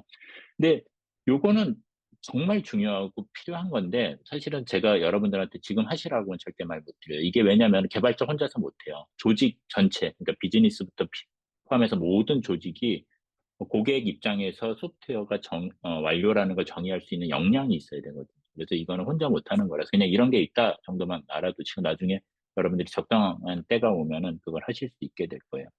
다른 한면으로는 내가 개발자로서 내가 코드를 작성을 할 때 이 코드가 내 의도대로 작성이 있는가, 작성되고 있는가를 볼 수 있는 역량은 있어야 돼요. 근데 이거는 개발자 혼자 할 수 있어요. 심지어 다른 주변 동료들이 안 해도 나 혼자 할 수 있는 거거든요. 이건 반드시 해야 돼요. 이거 할 줄 모르는 것과 이걸 할 줄 아는 사람의 역량 차이는 하늘과 땅 차이입니다. 그래서 ATDD와 TDD를 이제 복합적으로 쓴다라고 하면 이거 하나의 예시인데 그냥 설명을 드리면은 기획하는 사람, 비즈니스 사람과 그다음에 실제로 개발에 참여하는 사람들이 모여서 초기에 디스커스를 해요. 보통 이제 저희가 이터레이션 스프린트 단위라고 하는 뭐 2, 3주 정도의 짧은 기간 동안 우리가 고객을 위해서 무엇을 만들면 좋을까요를 갖다가 이야기를 해서 스토리로 정리를 하고요. 그다음에 이제 사람들이 이때 모여서 구두로 얘기하는 거니까 이제 아무래도 뭐 중복된 거나 빠진 거나 뭐 이런 것들이 있을 테니까 그걸 정제를 하죠. 그리고 나서 이걸 갖다가 자동화된 억셉턴스 테스트로 만들어놔요. 그러면 여기서 테스트를 실행하면 테스트 몽창 다 실패하겠죠. 왜냐하면 우리는 프로토타입 코드 아직 안 만들었으니까. 그런 개발의 목표는 뭐냐면 이 억셉턴스 테스트를 다 통과시키는 게 개발의 목표인 거예요. 억셉턴스 테스트가 다 통과됐다는 얘기는 우리 기능 다 개발했다라는 거잖아요. 그래서 이제 개발 단계에 들어가면서 이제 개발자가 자신의 코드를 작성을 할 때는 테스트 드리븐 디벨롭먼트를 쓰는데요. 맨 처음에 내가 작성할 코드에 대한 명세를 유닛 테스트로 작성을 해요. 그리고 실행하면 이제 실패하죠. 왜냐면 아직 프로덕션 코드 안 만들었으니까. 그리고 그 프로덕션 코드를 내가 방금 작성한 테스트를 통과시킬 만큼의 프로덕션 코드를 만들어요. 근데 이게 아까 제가 말씀드렸던 예를 들어 클래스에다 새로운 메소드를 하나 추가할 때 그냥 작성하다 보면은 이것저것 아이디어 떠올라서 원래 필요할 거라고 추정해서 만든다는 그런 문제를 말씀드렸잖아요. 요 TDD 사이클을 돌면은 그 문제를 없앨 수가 있어요. 그러니까 앞에서 내가 만들어 놓은 테스트에 대한 걸 통과할 만큼의 프로덕션 코드만 만들고 그렇지 않은 코드들을 추가 못하게 하거든요. 그러니까 몰입하고 집중할 수 있게 도와주는 도구예요. 그래서 만들고요. 그러면 이제 그걸 통과시켰으면은 이 얘기는 우리는 코드 품질을 높일 수 있는 리팩터링을 할 수 있다라는 거죠. 내가 잘못하면은 앞에서 작성한 테스트가 내가 잘못했다라는 걸 알려줄 테니까. 그래서 코드를 깔끔하게 만들고 그다음에 만들었으면 다시 신규 기능 추가할 때 테스트 먼저 만들고 요 사이클을 빨리 도는 거죠. 그래서 이렇게 돌아서 억셉턴스 테스트까지 다 통과가 됐다. 그러면 이제 데모를 하는 거예요. 근데 데모가 사람들 앉혀놓고 보여주는 게 아니라 와서 써보게 하는 거죠. 직접. 그래서 당신들이 우리 디스커스 하는 단계에서 이런 기능이 필요할 거라고 추정을 했는데 그게 이제 다 만들어졌는데 와서 한번 써봐 이거 추정이 맞았는지. 맞았어요. 그러면 이거 기반으로 그 다음에 뭐 만들면 될까요? 라고 논의를 하면 되는 거고. 좋은 줄 알았는데 막상 써보니까 별로네요. 라고 하면은, 그러면 어떻게 개선할까요?를 논의를 하면 되는 거죠. 그래서 결국은 보면은 여기에서 굉장히 짧은 주기로 여러 가지 피드백을 받도록 되어 있어요. 고객한테 피드백 받는 방법, 내가 작성하는 코드가 내 의도대로 동작하는지 피드백 받는 방법들. 그 피드백 루프를 자주 받으면서 점점 더 옳은 방법을 찾아가는 게 이제 지속적으로 성장할 수 있는 좋은 방법입니다.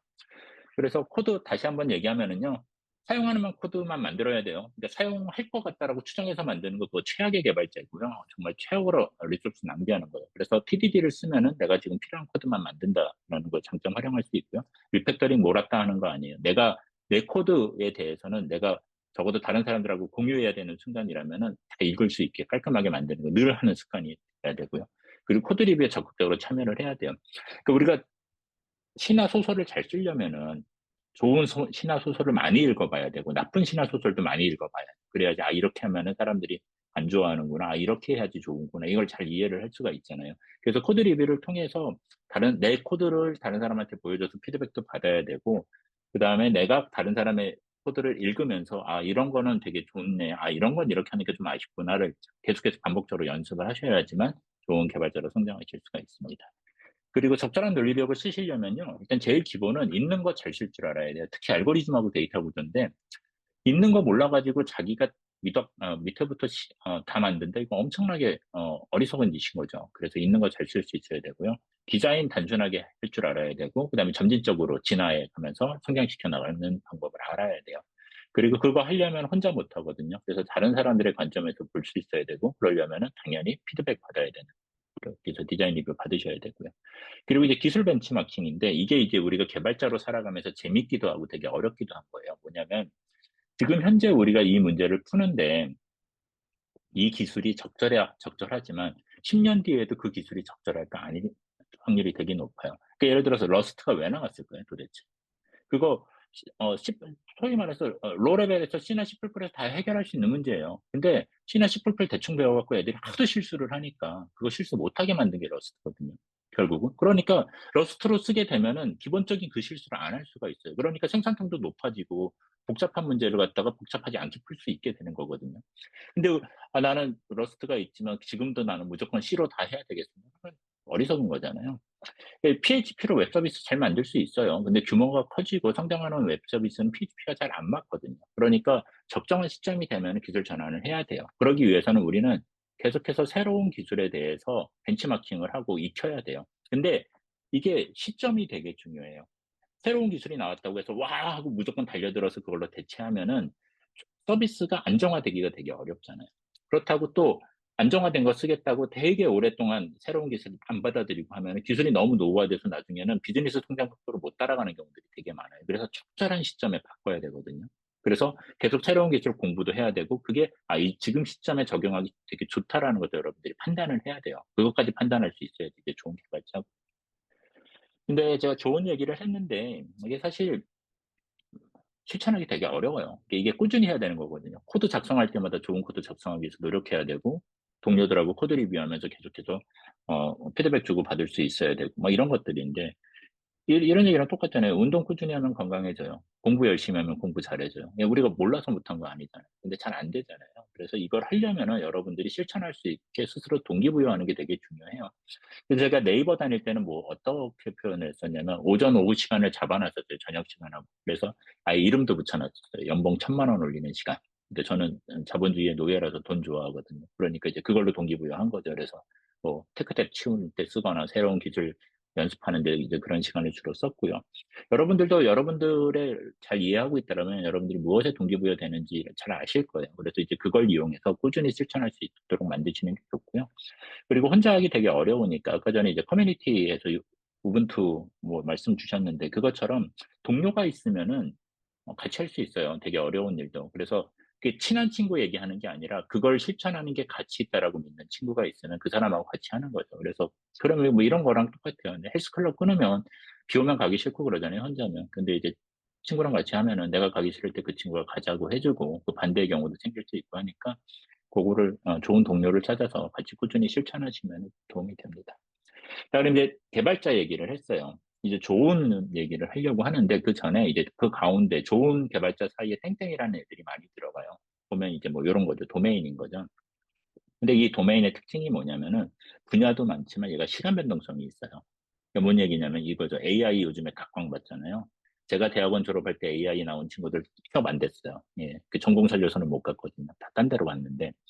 이것처럼 이런 부분들은 시간에 따라서 되게 시간 변동성이 커요. 그래서 기술이 되게 각광받거나 아니면 기술 자체가 되게 높은 대우를 받을 때가 있고 또 그 인기가 없어질 때가 있거든요. 그래서 특정 기술을 본인의 정체성으로 삼는 거는 되게 위험해요. 그러니까 예를 들면 특히 랭귀지. 나는 PHP 개발자고 난 평생 PHP만 할 거야. 그러면은 PHP가 인기 있을 때 같이 인기 있다. PHP 인기 없어지면 같이 인기 없어지거든요.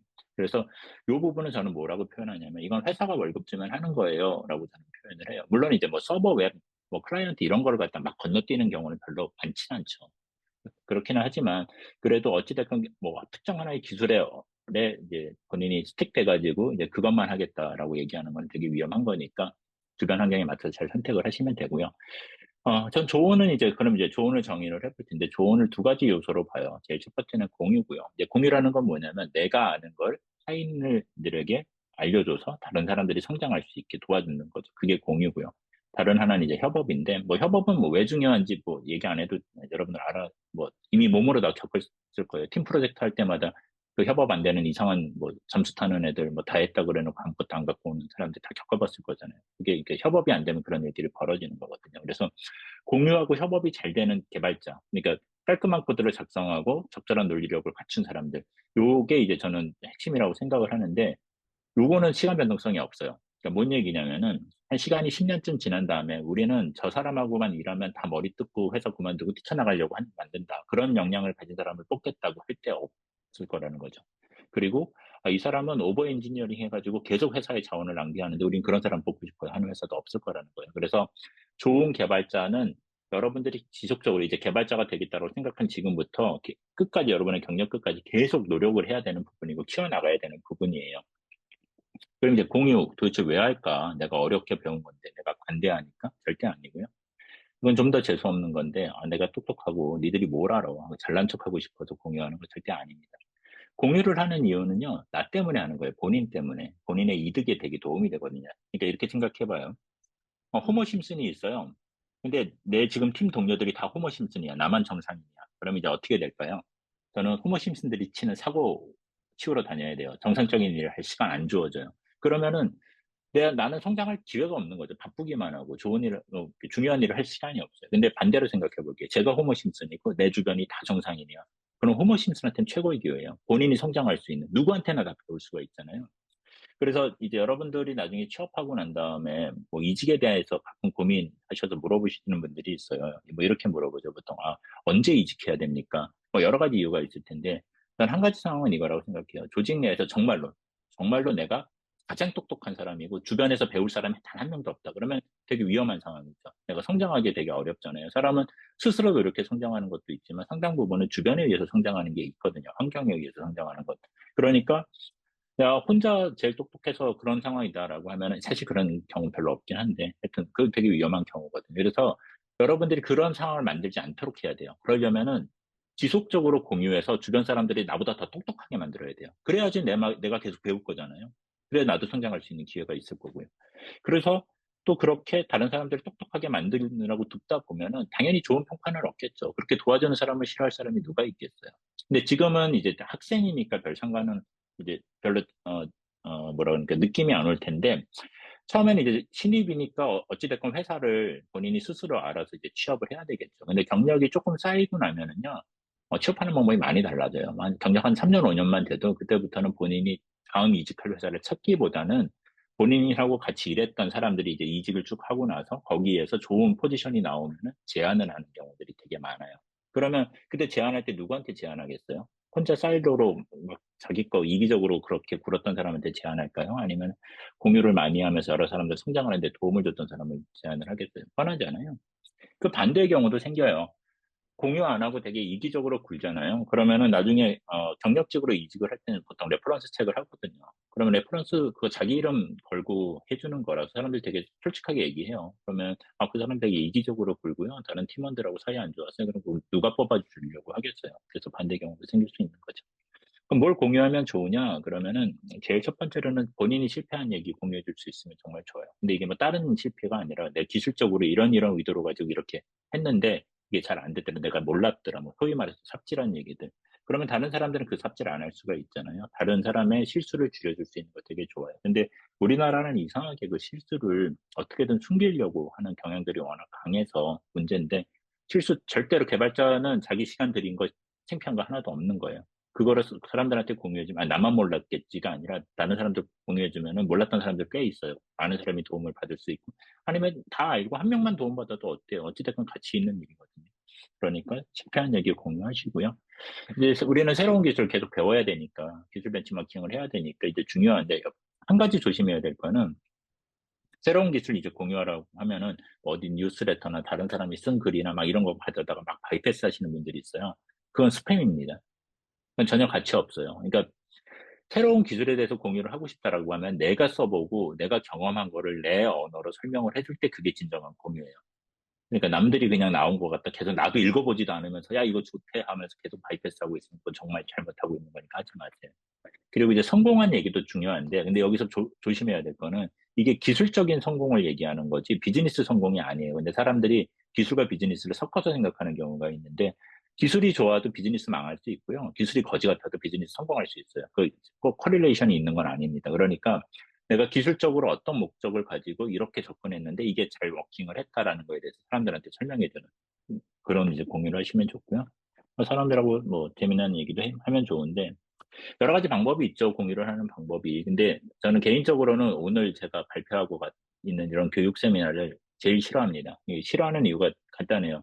이게 난리지 리텐션 레이션 엄청 낮아요. 그러니까 저는 지금 혼자 떠들고 여러분들이 듣고 있잖아요. 그리고 여러분들은 벌써 한 2시간 넘게 지금 집중력을 쓰고 있는 거거든요. 그래서 지금 들은 얘기 중에 한 2주 지나고 난 다음에 기억날 게 거의 없어요. 5% 정도밖에 안 되거든요. 그러면 김은국 짤방이나 뭐 웃겼던 거 한두 개밖에 기억 안 나요.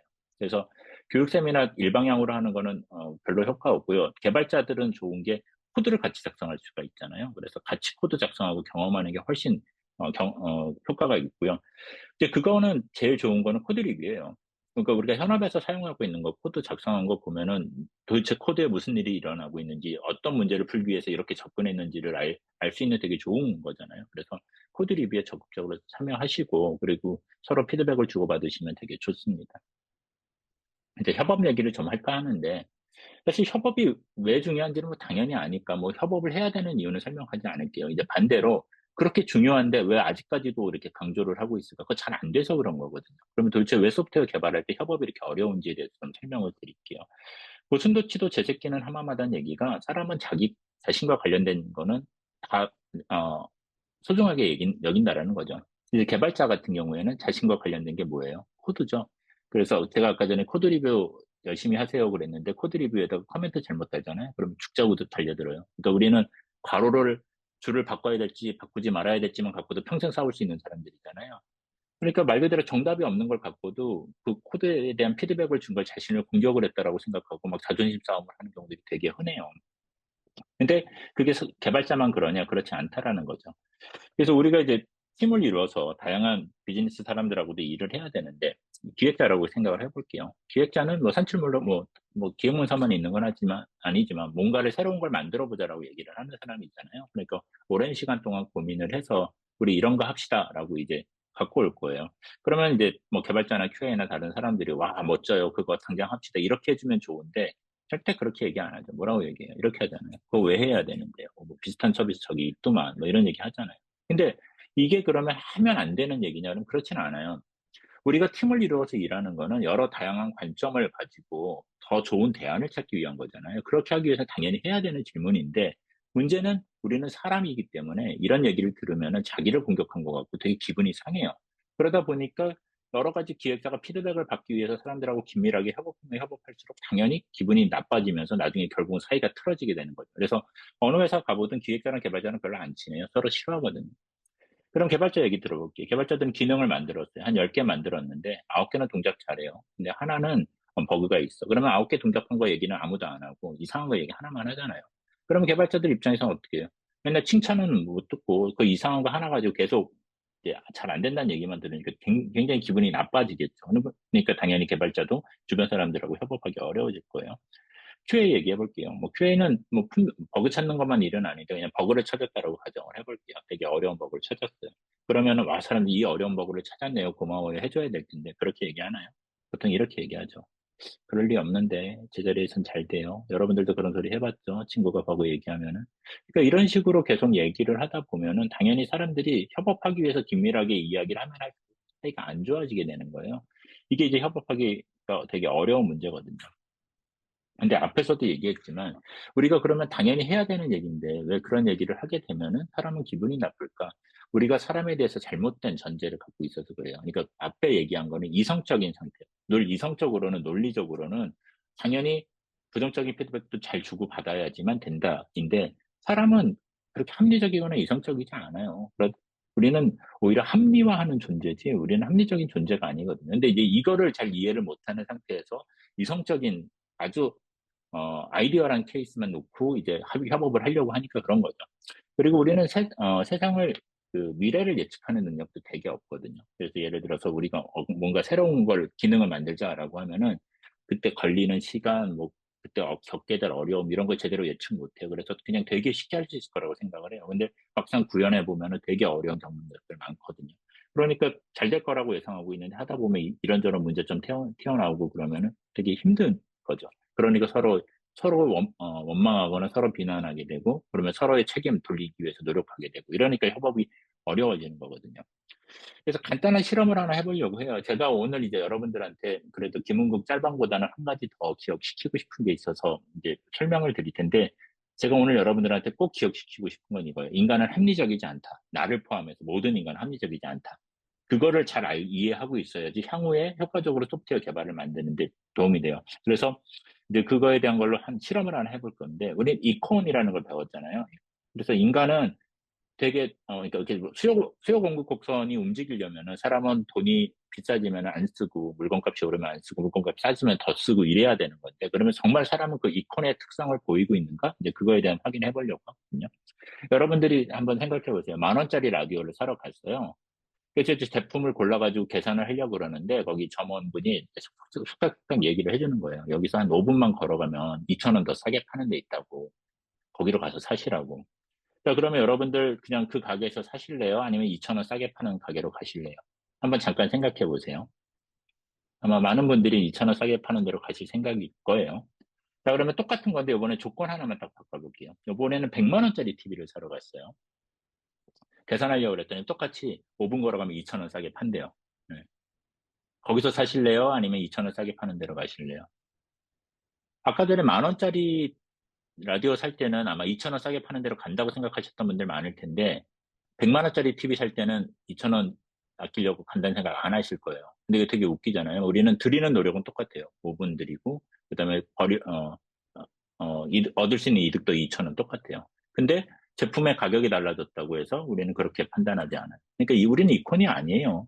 네. 이거 아셔야 돼요. 이거 되게 중요한 거거든요. 그래서 나를 포함한 인간은 모두 합리적이지 않다라는 거를 알고 있고 그거를 잘 대응할 수 있는 방법을 가지고 가야지 효과적으로 고객도 이해할 수 있고 우리 동료들끼리 협업하는 것도 잘 가져갈 수가 있어요. 그래서 이제 생각에 관한 생각이란 이제 데니얼 카너먼이라는 행동경제학자시거든요. 그래서 원래 이분은 심리학 하신 분인데 노벨 경제학상을 받으셨어요. 행동경제학을 창시를 해서. 그래서 왜 이런 일들이 벌어지는지, 그러니까 사람들이 왜 비합리적인 의사결정을 하는지에 대한 이제 설명을 하신 분이거든요. 그래서 이분의 설명에 따르면 이래요. 우리 머릿속에는 얘네 미니언 두 마리처럼 이렇게 주도권을 가지고 다투는 두 가지 의사결정 시스템이 있어요. 하나는 시스템 1이라고 부르고 하나는 시스템 2가 부르거든요. 그래서 각각의 장단점이 있는데 그 장단점이 제대로 쓰여야 될 때 잘못 쓰이면은 오류가 발생을 하는 거거든요. 그래서 그 첫 번째가 이제 뭐냐면은 시스템 1이라는 데가 직관이에요. 그래서 우리가 하는 일의 대부분은 이제 직관적으로 처리를 하거든요. 그래서 내가 의사결정을 했는지도 모르고 의사결정하는 것들이 되게 많죠. 그래서 굉장히 빠르고요. 에너지 소모도 되게 적어요. 그러니까 많은 일들을 처리할 수가 있고요. 대신에 얘는 이제 오류가 발생을 할 수가 있는 거죠. 그리고 대부분의 의사결정을 처리를 해요. 그래서 이런 특징이 있어요. 그러니까 이런 것 같아요. 이제 얘가 수학에 빠르다라고 주장을 해요. 그래서 문제를 내죠. 꽤 큰 숫자를 냈어요. 근데 택도 없이 작은 값을 얘기를 해요. 근접하지도 않았다라고 지적하니까 하지만 속도는 빨랐다라고 주장을 하는 거죠. 이게 시스템 1이에요. 우리가 가지고 있는 특징이 이제 그거고요. 근데 반면에 시스템 2는 얘는 되게 신중하고 의도 파악하고 막 분석하고 그러는데 얘는 에너지 소모가 엄청나게 많아요. 어렵다고 인식하는 것만 그래서 처리를 해요. 그래서 혹시 여기 운전을 배워보신 분 있으면 한번 다시 생각해 보세요. 초보 때 처음에 운전을 하잖아요. 그러면 조금만 운전해도 엄청 힘들어요. 피곤하고. 근데 나중에 이제 운전이 익숙해지고 나면은 내가 어떻게 운전해서 집에 왔지? 기억 못할 때도 있어요. 시스템 2로 익숙하지 않으니까 어려운 문제니까 시스템 2로 처음에 운전을 하다가 나중에 익숙해지면 시스템 1을 쓰게 되는 경우들이 되게 많거든요. 그래서 이제 시스템 1 쓰다 보니까 운전 꽤 오래 한 베테랑인데 어이없이 뭐 벽에다 차 긁어먹고 막 이런 실수를 해요. 근데 바로 그게 이제 시스템 2와 시스템 1의 차이 때문에 그런 거거든요. 그러니까 뭐 이런 애인데 그럼 이제 우리가 의사결정을 하기 위해서 어떤 시스템을 쓰는지를 잠깐 볼게요. 2 플러스 2는 시스템 어떤 걸 쓸까요? 1을 쓸까요? 2를 쓸까요? 예, 얘는 뭐 원 쓰겠죠, 당연히. 되게 쉬운 문제니까. 이거 2 쓰시면은 조금 곤란합니다. 예. 요번에는 어떨까요?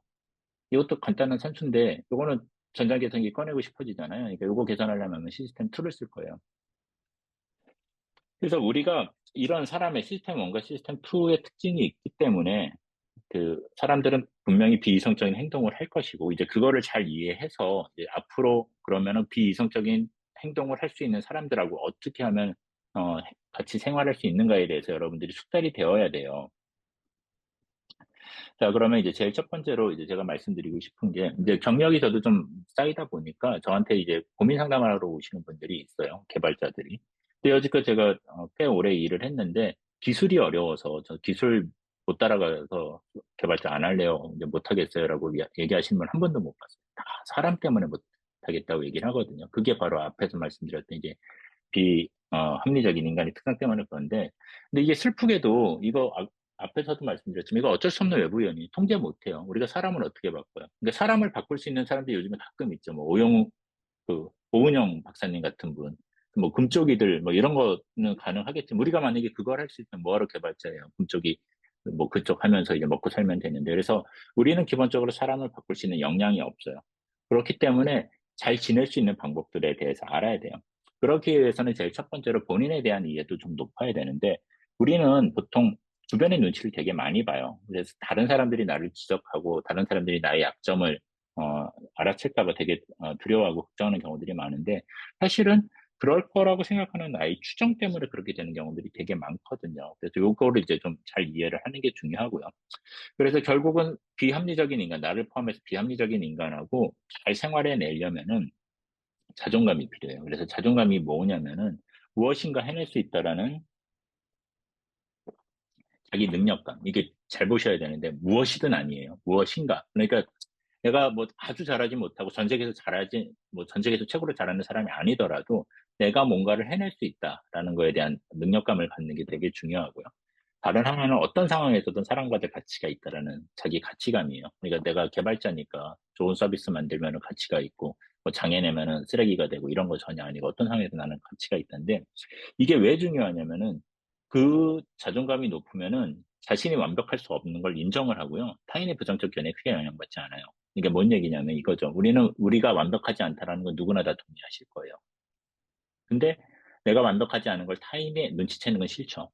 많은 사람들이 그러죠. 그러니까 그걸 숨기기 위해서 결국 완벽한 인간처럼 연기를 하다가 어려움을 겪는 거거든요. 그리고 그러다 보니까 과도하게 타인이 하는 말에 대해서 가치를 두고 타인이 나쁜 말 하면은 그것 때문에 상처받고 타인이 좋은 말 하면 괜히 기분 좋아지고 막 이런 실수를 한다는 거죠.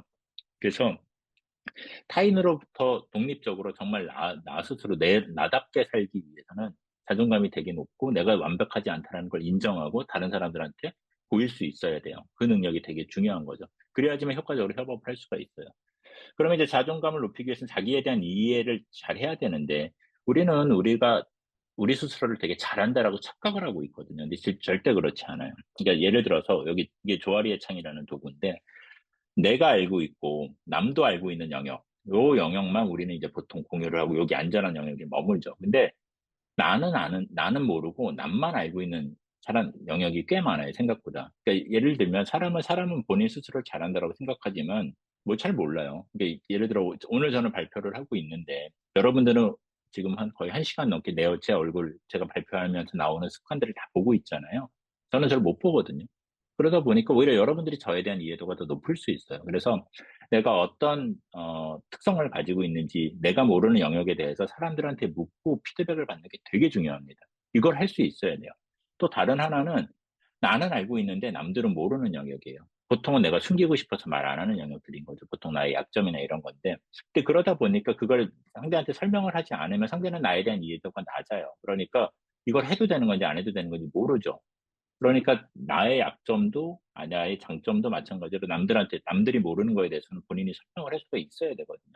그래서 나에 대해서 남들한테 물어서 배우고 남들이 모르는 나에 대해서도 이야기할 수 있어야지만 자신에 대한 인식이 더 높아지고 그리고 남들 눈치 안 보고 편안하게 살 수가 있거든요. 이거 되게 중요한 거예요.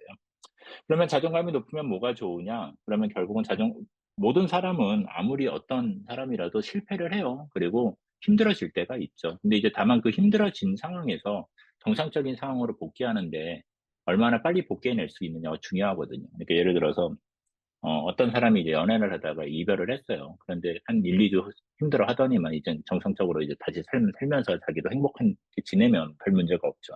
근데 어떤 사람은 비만 오면 전화하고 술 먹고 자냐고 새벽에 문자 보내고 이러면서 몇 년 동안 태어나지 못하는 사람들도 있잖아요. 그런 사람들이 이제 어, 그 회복 탄력성이 되게 낮은 사람들인 거죠. 근데 회복 탄력성이 낮으면 뭐가 문제냐? 결국은 본인이 손해라는 거예요. 그러니까 그 상황에 매여가지고 더 나아가지를 못하는 거죠. 그래서 이제 그렇게 안 되기 위해서 자존감이 높고 회복 탄력성이 높은 게 좋은데 한 가지 오해하시면 안 되는 게 오전에 우울했다, 오후에 기분 좋아졌다, 저녁에 다시 우울해졌다, 그러니까 막 이런 식으로 하면 이건 조울증이에요. 이건 병원에 가서 상담 받으셔야 됩니다. 회복 탄력성이 높은 거랑은 상관없어요.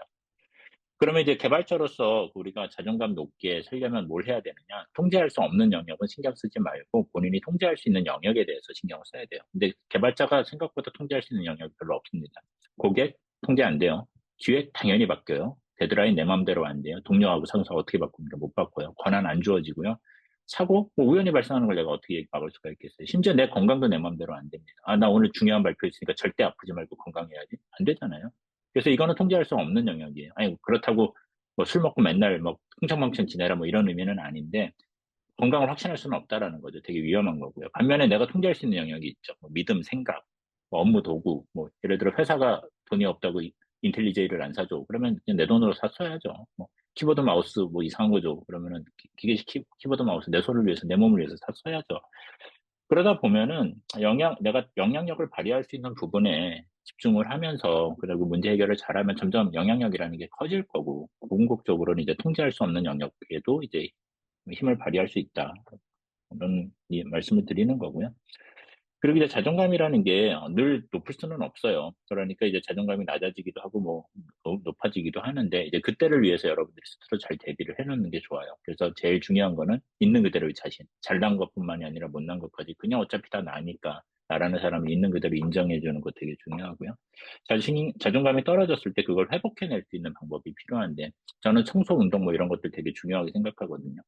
근데 이제 뭐 시간 관계상 다 설명은 못 드릴 것 같고 이제 제가 강조하고 싶은 거는 여러분들 스스로 여러분들의 자존감이 낮아졌을 때 적극적으로, 그러니까 완전히 바닥으로 떨어졌을 때가 아니라 낮아질 것 같을 때, 그럴 때 회복할 수 있는 방법을 가지고 있어야 돼요. 뭐 그게 개인적인 방법이에요. 그러니까 가끔 가다 보면은 여러분들도 이제 나중에 그런 질문 할 때가 올 것 같아서 걱정인데, 이렇게 물어보는 사람들이 많아요. 이제 번아웃인데 번아웃에서 어떻게 빠져나오냐.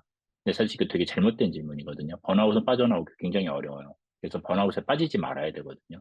그러니까 번아웃에 빠질 것 같은 것들이 있잖아요. 막 너무 피곤해서 지쳤거나 일이 너무 뭐안 풀려가지고 힘들거나 그러면 이제 주변의 도움을 받고 뭐 다른 방법들 아니면 본인이 쉬거나 뭐 이러면서 그 번아웃이 되지 않게 관리를 해야 되는데 그냥 잘 될 때는 들이다 달리다가 나중에 너무 지쳐가지고 그냥 번아웃 빠지는 경우도 되게 많은데 그렇게 안 되도록 본인 스스로 관리할 수 있는 방법을 누구나 갖고 있어야 돼요.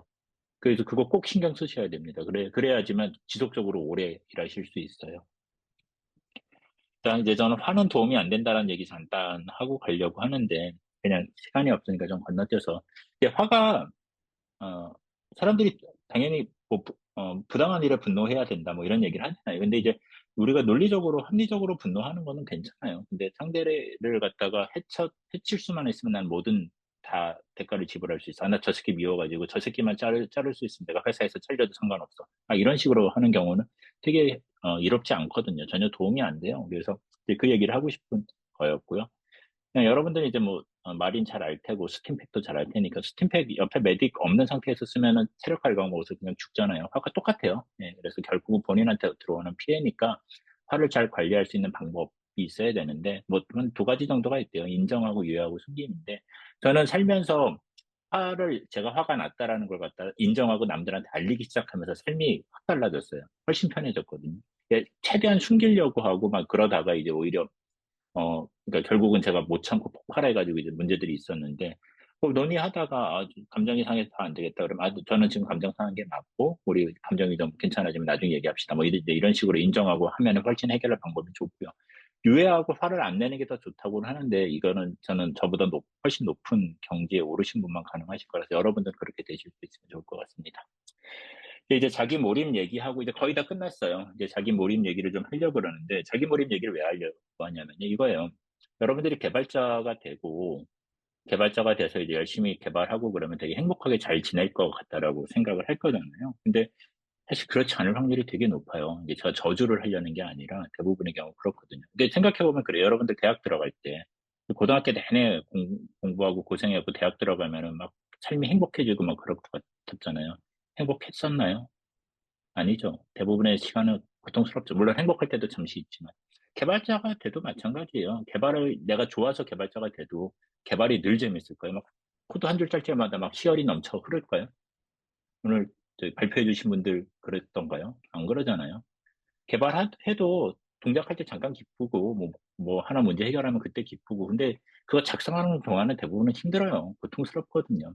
근데 우리는 좋아하는 일 하거나, 아니면 저거만 할 수 있으면 그 다음에 되게 행복할 거라고 잘못 착각하는 경우들이 많아요. 그래서 꾸준히 오래 해내려면 사실은 그냥 어쩔 수 없이 해야 되고, 어쩔 수 없이 버티는 일들이 되게 많거든요. 근데 이제 그걸 잘 모르는 경우들이 많죠.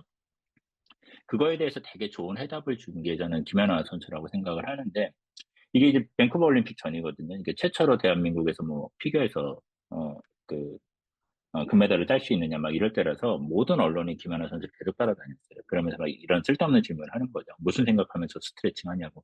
근데 이거 의도 있는 질문이거든요. 뻔히 보이잖아요. 뭐 조국과 민족을 위해서 뭐 금메달을 바치기 위해서 막 이제 그걸 원하는 건데, 김연아 선수가 현명하니까 정답을 얘기하고, 무슨 생각을 하냐. 이건 운동 선수고 내가 운동하려고 안 다치고 운동하려니까 하는 거지. 마찬가지예요.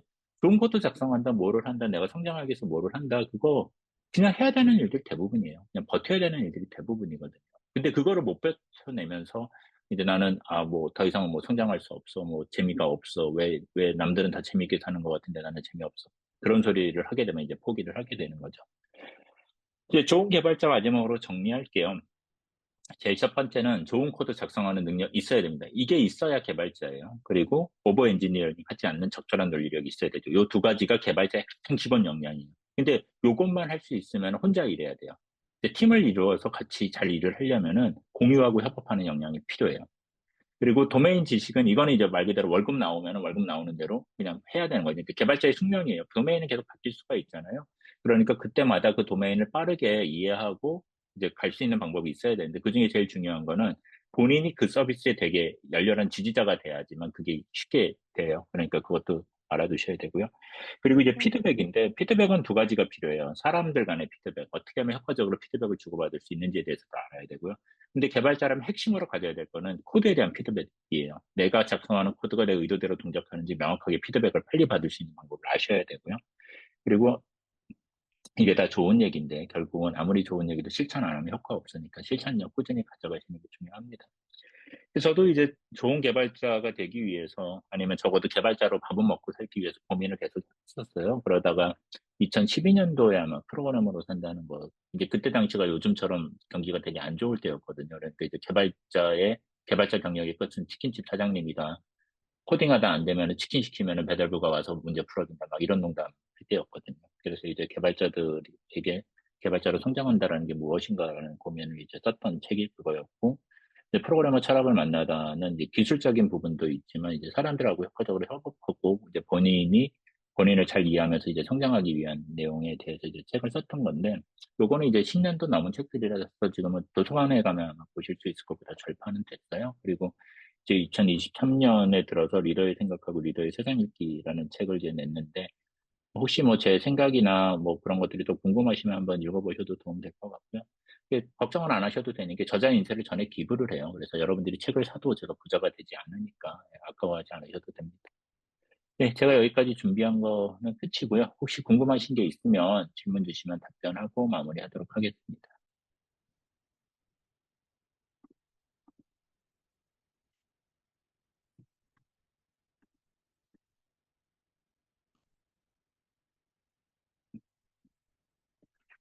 보통 강연할 때 제일 중요한 게 빨리 끝내드리는 거거든요. 빨리 끝내는 강연보다 더 좋은 강연은 없기 때문에.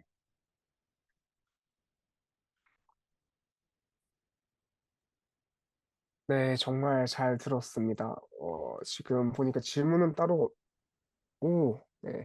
질문이 있네요. 그럼 답변 가능하신가요? 네, 일단 전연차 주니어로서 더 나은 개발자 발전하기 위해서 어떤 공부를 추천하시나요? 근데 이게 참 사실 범위가 좀 넓기는 해요. 그래서 일단은 저는 주니어가 이제 성장을 하기 위해서 가장 중요한 거는 일단 우린 개발자잖아요. 그러니까 맨날 개발을 하는 거거든요. 근데 이제 회사에서 주어지는 일은 내가 선택할 수 있는 폭이 좀 좁다 보니까 그것만 해서는 충분하지 않은 경우가 많아요. 그래서 저는 개인 프로젝트를 꼭 가지셨으면 좋겠고, 그 개인 프로젝트를 하시면서 여러 가지 이제 회사이기 때문에 시도하지 못하는 여러 가지 새로운 시도들을 이제 거기서 해소를 하실 수가 있으니까 그게 이제 제일 중요해요. 그래서 개발자는 계속 개발을 해야 의미가 있고 매일같이 좋은 코드를 작성하기 위한 연습을 하시는 걸 저는 제일 추천드리고요. 하드 스킬, 소프트웨어 스킬, 소프트 스킬 다 중요해요. 다 중요한데, 그러니까 제가 예전부터 못 푼 문제가 이거예요. 그러니까 사람들이 사람은 되게 좋은데 소프트웨어를 정말, 그러니까 개발을 정말 못하는 사람이 있다. 그 다음에 개발은 정말 잘하는데 승질이 더러워서 걔랑은 팀을 이뤄서 사람들이 일을 못한다. 누구 뽑을래?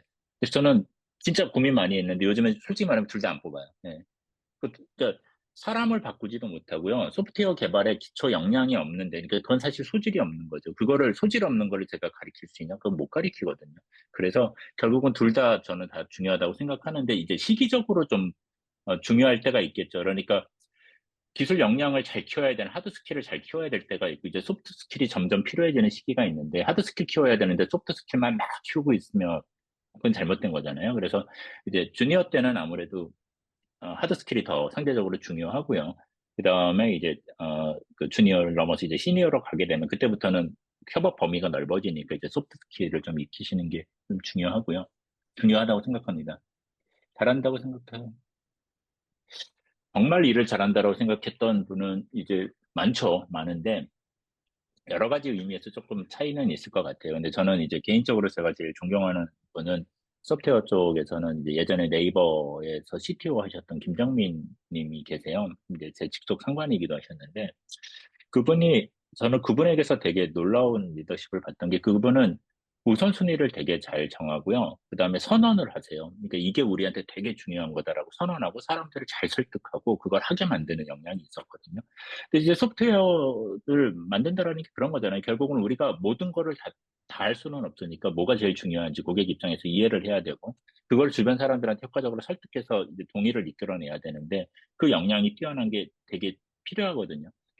처음에는 사실 그런 기회가 많이 주어지진 않죠. 아무래도 주니어 때는. 근데 이제 시간이 가면서는 본인의 영향력이 커지면서 그걸 해야 되는 시점이 오고, 그러면 이제 그런 때 그런 일을 하는 거. 그러니까 물론 기술적으로 어려운 문제를 하나 해결하는 것도 있겠지만 사람들하고 잘 효과적으로 해서 안 할 일을 안 하고 할 일을 더 집중할 수 있게 하는 거. 이것도 되게 중요한 거라서 저는 보고 생각하고요. 압박감이 있을 때 출근하실 때는 압박감 있으면 출근 안 해요. 저 아침에 눈 떴는데 컨디션 안 좋으면 회사 안 갑니다. 휴가네요. 예. 뭐 하러 가요? 가서 어떻게 일을 하려고. 그래서 쉬는 거 되게 중요해요, 여러분. 저도 사실 솔직히 말하면 제가 주말에 출근을 안 한 게 소카 와서 처음이에요.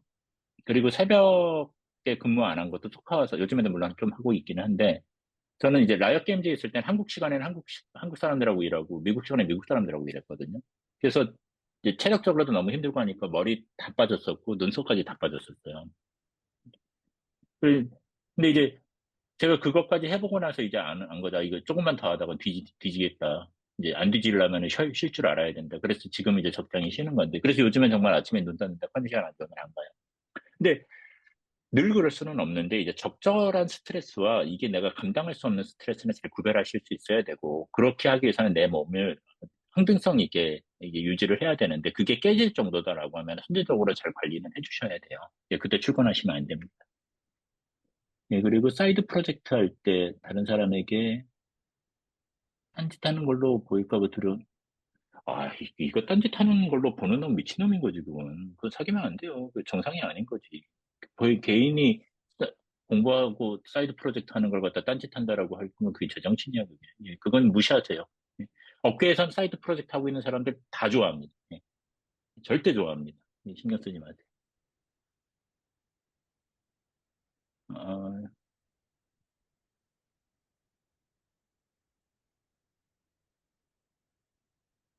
아, 예.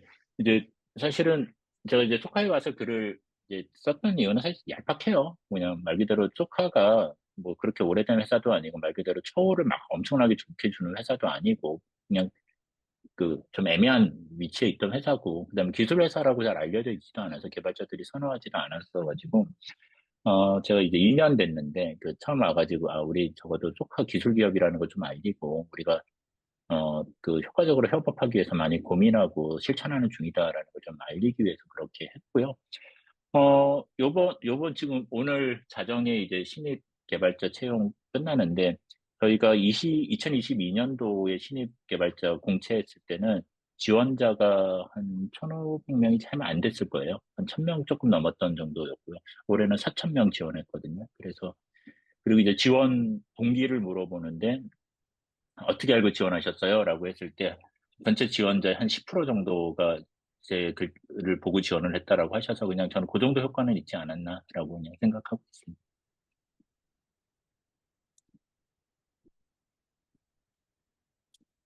이- 이제 시간도 다 됐고 아마 다음 또 여러분들 쉬셔야지 다음에 나온 또 중요한 발표도 들으실 수도 있을 것 같고 저 롤드컵 결승도 보러 가야 될 것 같고 해서요. 예, 그만 헤어져야 되겠네요. 남은 시간 잘 즐기세요. 감사합니다.